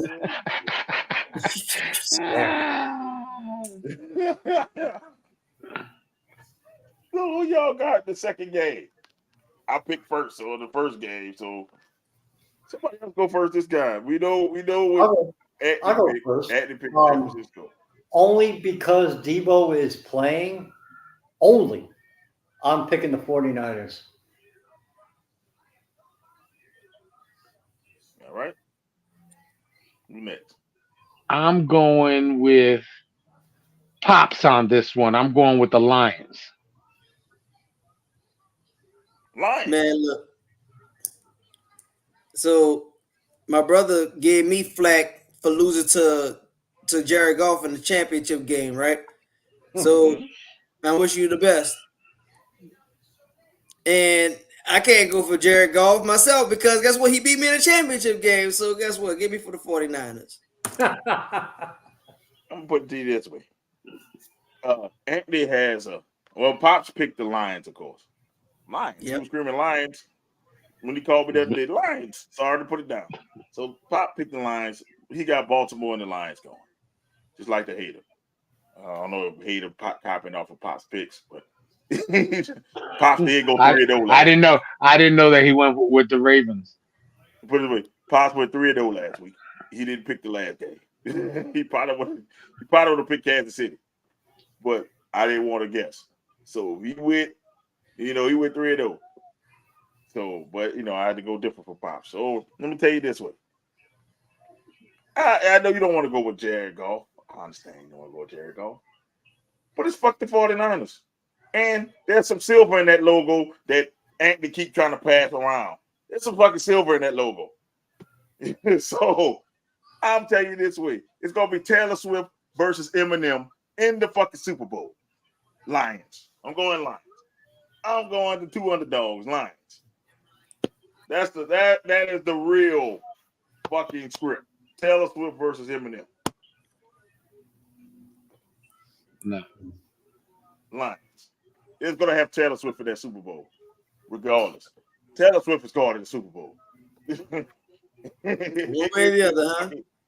One way or the other, she going to that motherfucker. Damn. So Patty Mac by 5, Jared Goff by 10. There it is. Goff by 10. They all shot. They gonna bite kneecaps. they biting ribs. They biting fingers. Lions. Lions. Not Goff by 10. Goff by 2. Lions. Goff by 2. Lions. I'm going with you, Pops. Lions. The pride, yes. 49ers, that's why. Damn. We already seen the Baltimore 49er fucking Super Bowl. Let's go Kansas City, Detroit. We did. Let's go. Kansas City, Detroit. Then they'll be like crazy that I can't use my Patty Mac by 5 in the Super Bowl because then I would have to go Lions, I guess, with Pops. I don't know. That's a Super Bowl I couldn't pick. You can't pick against Mahomes. And I've been wrong in this playoffs every time I picked against Mahomes. So, You have. I picked against Mahomes. I went against my own word. Can't go against Patty Mac. So, Anthony, Patty Mac by 5. Jared Goff by 2.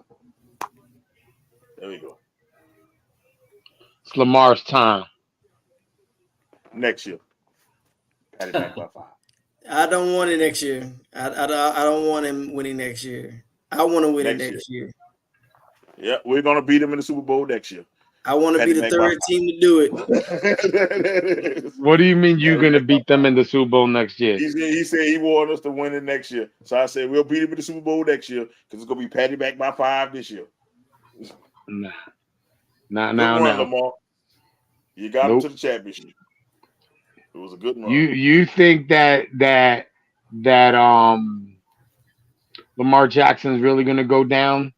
He ain't going down without a fight. He ain't going down unless he motherfucking gets. Listen, I don't care who Patty Mac is. He ain't going down until you beat the champ. What Ric Flair said: to beat the man, you got to beat the man. And Patty Mac been the man. And he gonna beat his ass. Patty Mac by 5. That's all you need to know. That's all you need to know. Nope. I ain't paying the 5. Nope. I ain't paying the 5. About that. Staying alive. Staying alive. Patty Mac by 5. Staying alive. Patty Mac by 5. Put that bottle down, Tristan. Still don't trust Dan Campbell play call. Why? Jared Goff by 2. Why don't you trust him? Look how far he's gotten already. Why wouldn't you trust him? Forecast is 70 and sunny at Levi's Stadium with the Niners win a close game. It could be 70 and sunny. Patty Mac by 5 and Goff by 2. That's all you need to know. It's not even Patty Mac's game. Dang, Patty Mac by 5. That's all you need to know. Raven is a couple. I just hope the Lions and the fucking Chiefs win this year, just so we can get rid of this logo bullshit. So we ought to hear about the logos, man. When the Saints won, they didn't have any black and gold in their fucking logo. I don't want to let you know our logo was orange and shit. Because it was supposed to be the Buccaneers. There's no damn Buccaneers. We didn't beat the Buccaneers. We played the Vikings. They have a championship game. But I'm saying if they put orange in there, it was either that or the Bengals. Or Miami. And then we played the damn Colts. They ain't have blue in that damn thing. So when did this logo shit start? So we need to go to logo. The last couple of years. About to say that's a recent thing because I didn't hear about the logo. I didn't hear about the logo until we started in the chat a few weeks ago. Don't the Lions have a dome stadium? Yes. Yeah. They're playing out. I'm just commenting chaos. Ravens winning a shootout. Patty Mac by 5. That's all you need to know. Shirts on sale. When it happens, shirts on sale. That's all you need to know. I'm already if they would have won by 3, then you can't make no shirt. No shirts. Damn. Good. They gotta win by 5.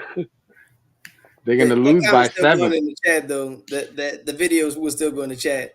If they win by 5, I don't want to hear shit. Put your money on the 5.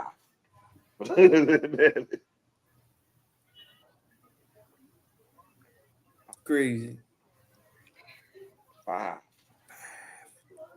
Yeah. 1, 2, 3, 4, 5. Patty Mac won by 5. We'll know by 8:30, 9 o'clock tomorrow. I mean Sunday night. No, it's the first one. It's the first game. We gonna know. Is it the first game? It is the first game. All right, so we'll know by 6. Yes, by 5. The 6 by you, 5th over here. Damn, it's gonna be a long weekend, boy. Man, the Ravens are winning by 21. Oh shit, where's the 5?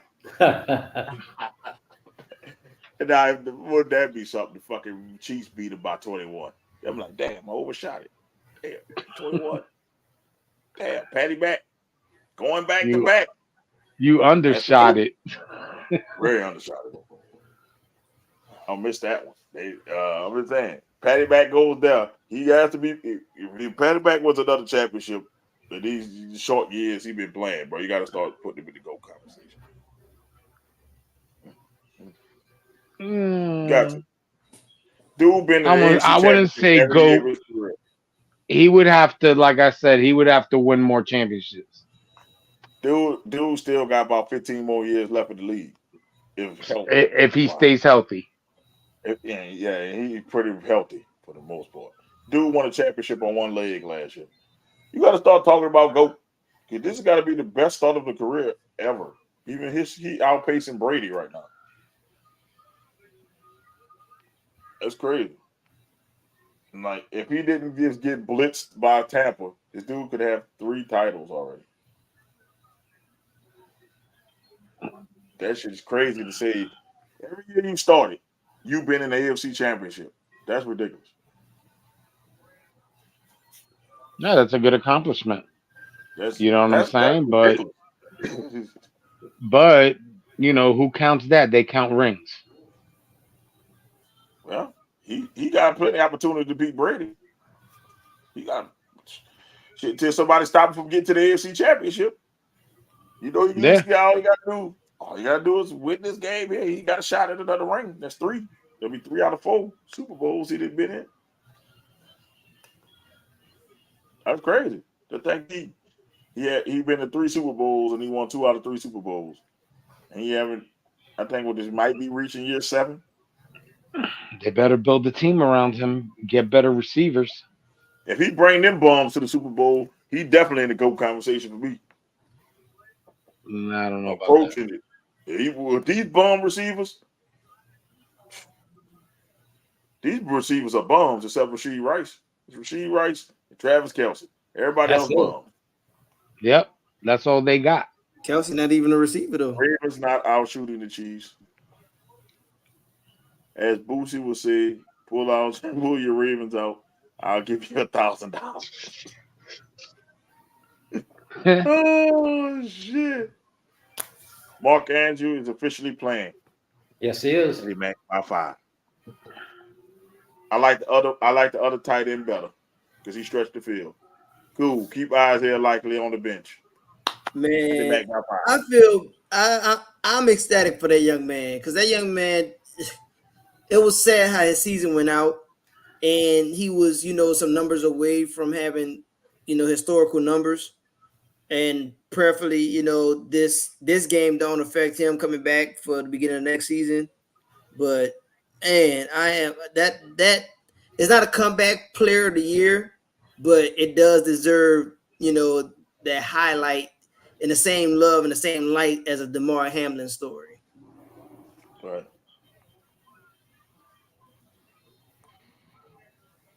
Let me tell you this, Anthony. Since you want to go Ravens, you better check on your Oregon team. They just been accused of tampering with a Florida State player. Ooh. In December, Florida State running back Rodney Hill entered the transfer portal after NIL dispute. And FSU reporters now alleging that Hill's in contact with a program before he entered the portal. And guess who that program was? Oregon. Mr. Clicks. I don't do this for clicks. If you do this for cheating, tampering ass, Patty Mac by 5.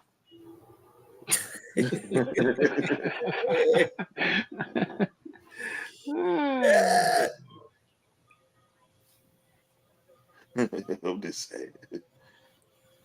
Oh man, it is funny stuff, man. Who cares? Transfer people. Players transfer for any reason. Ravens by 2. That's fine and dandy. Patty back by 5. That's all you need to know. Quote the Ravens. I say you can dust off Jonathan Ogden. You can dust off Ray Lewis. You can dust off Ed Reed. They ain't walking through that door to play. So, Patty Mac by 5. That's all you need to know. Jared Goff by 2. So dust off T Sizzle 2 ain't gonna matter.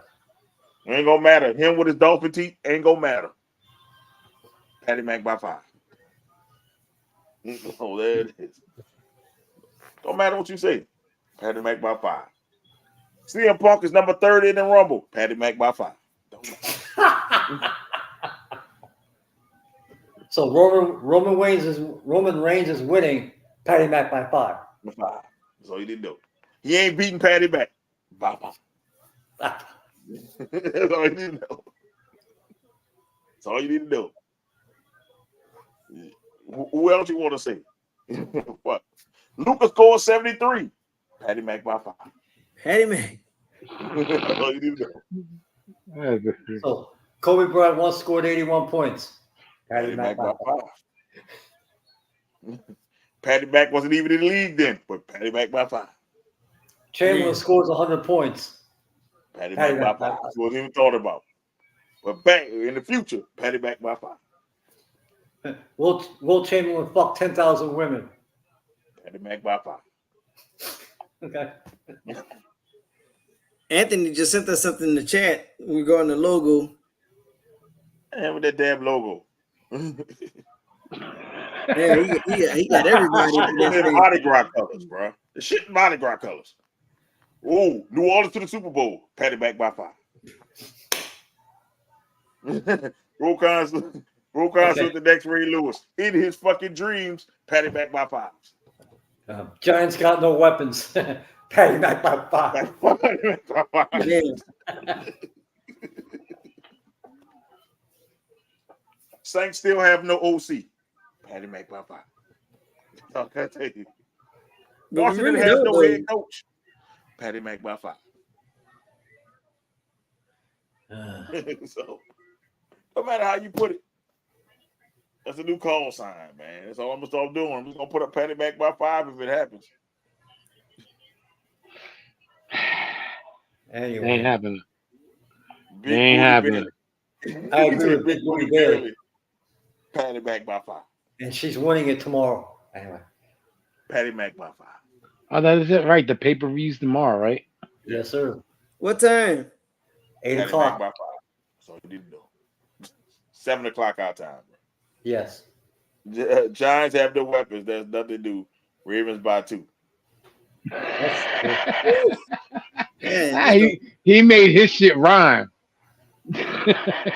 And so Vince McMahon got fired today. Patty Mac by 5. There it is. There it is. I already made my shit rhyme like 5 times. After a while, you can't rhyme too many shit with 5, man. 5. What the hell you want me to do? Too many words rhyming with 5. I mean, shit, it's all right. I should just know Patty Mac by 5. Again. We're gonna have t-shirts available when it happens. So you're just gonna see it, the Venom and Smoke logo on the back, Patty Mac by 5. That's all you need to know. That's all you need to know. Man, I ain't wearing that damn shirt. Yeah, and Jay had to wear it. Chiefs colors. It will be black and red, with trimmed in white and yellow. You will be with the yellow in there. He got to fucking put the rainbow on that bitch. It's cool. Patty Mac by 5. Yellow in there. Yeah, put the yellow in there. I might make that bitch Hulk Hogan colors. Might make that bitch. Might make it a red shirt with yellow writing. White. Nah, fuck that. I'm definitely losing that bitch in the mail. Damn. I get a cut. I made the saying. How you gonna get a cut? I made the saying. I say Patty Mac by 5. Everybody want to cut. I said you came up with it. Put it on the t-shirt. Oh shit, man. We gonna cut the shout outs, man. Oh, this is a funny show, man. Last couple shows been hilarious. Today was a real fun show. We had the people with the feet yesterday. Now Patty Mac by 5. Today was a fun show. I haven't done this one in a minute. Shout out to all the January birthdays.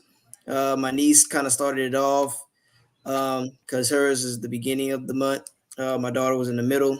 Y'all see my daughter running in and out, talking to me, telling me some things that's going on.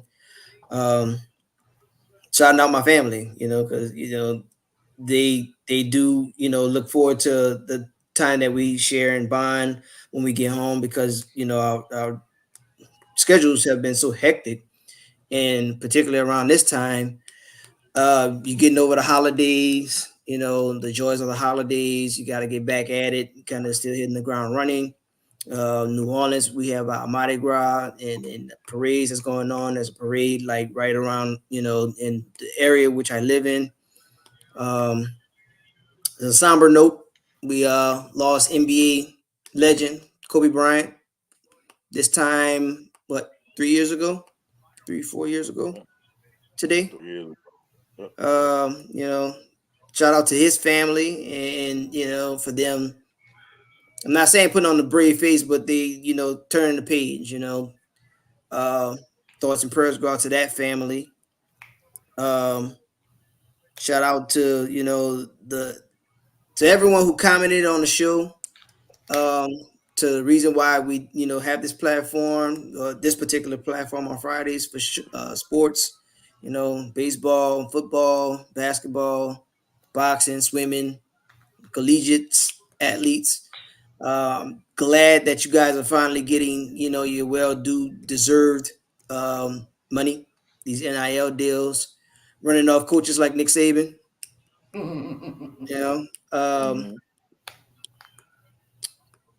I haven't shouted out that young lady who lost her job unjustly just for dressing up a certain way.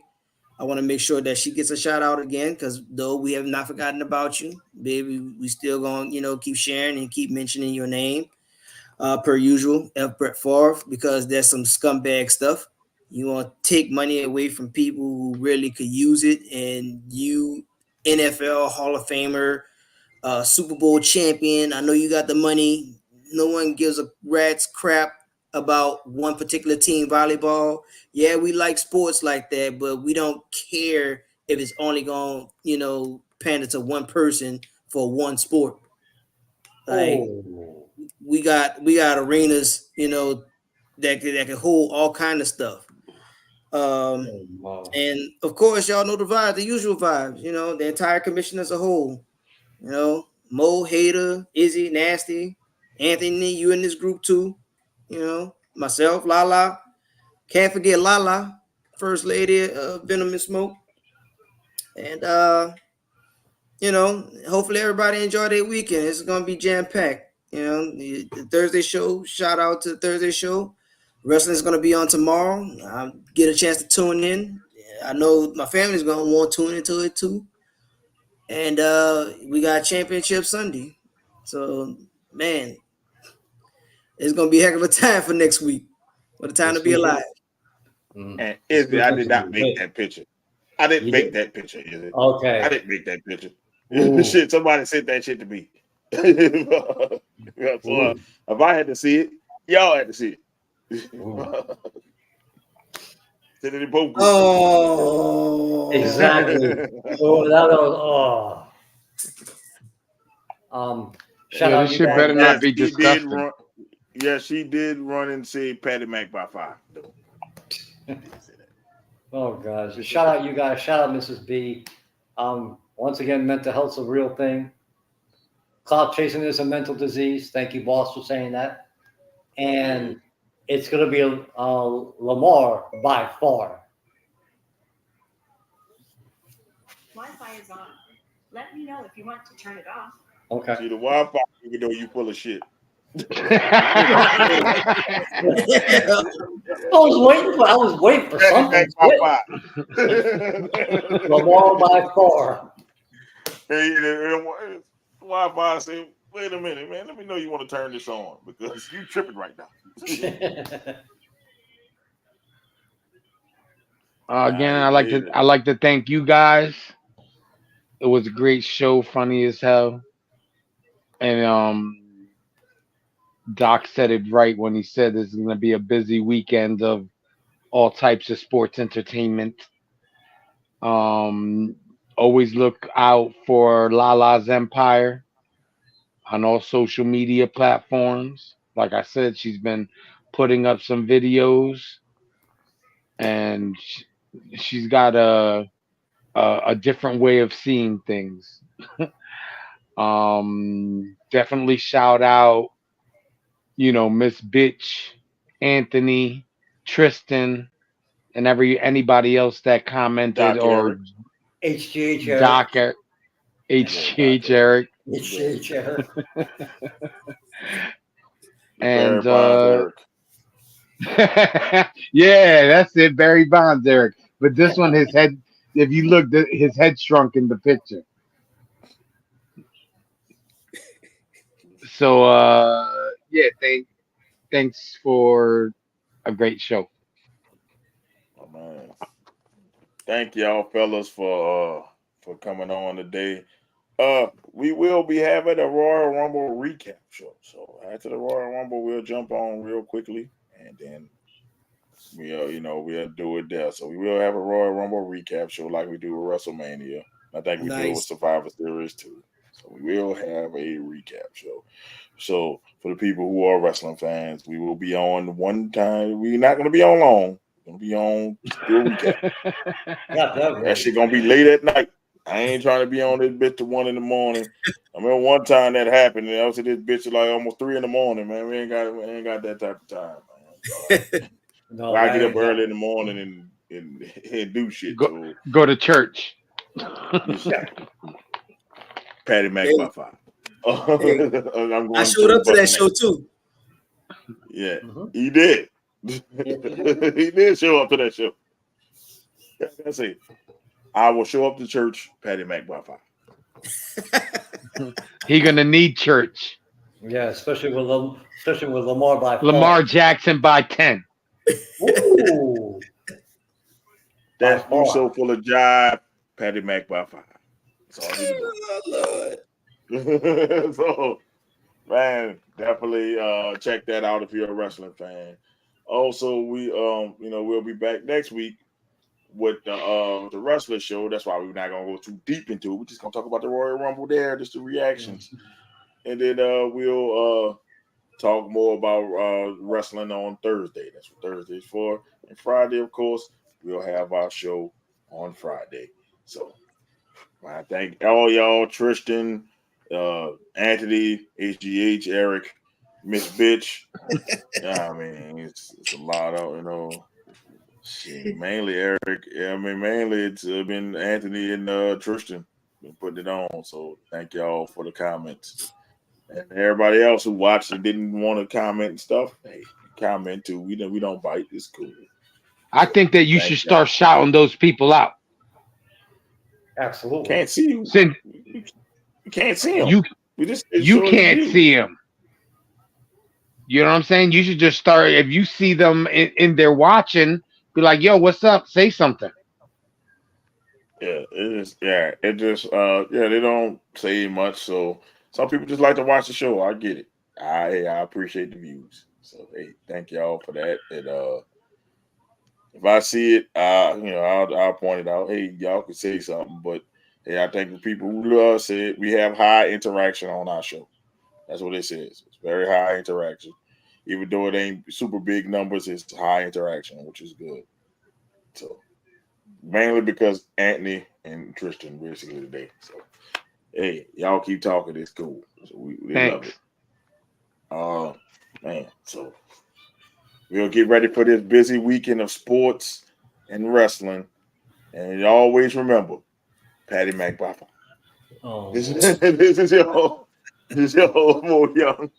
You got the fans one, the Diabolical Hater, and Doc Eric. We'll see y'all later. Peace, and we out.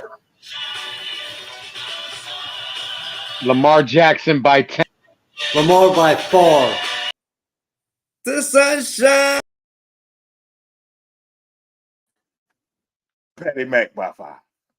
Patty Mac by 5.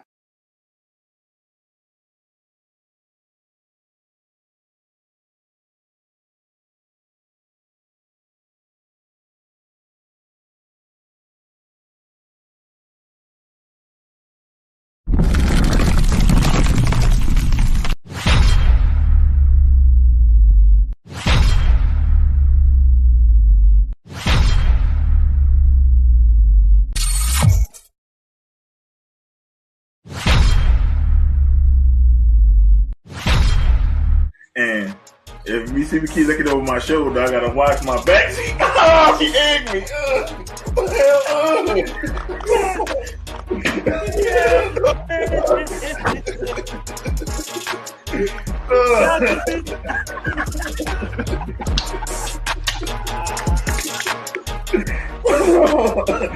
oh, shit all over my rip with the jersey. Go get me a towel. Y'all didn't know. Y'all. You fucking owners have handled Judge, Gentleman, retired? Come on! He should have been fired before the fucking season!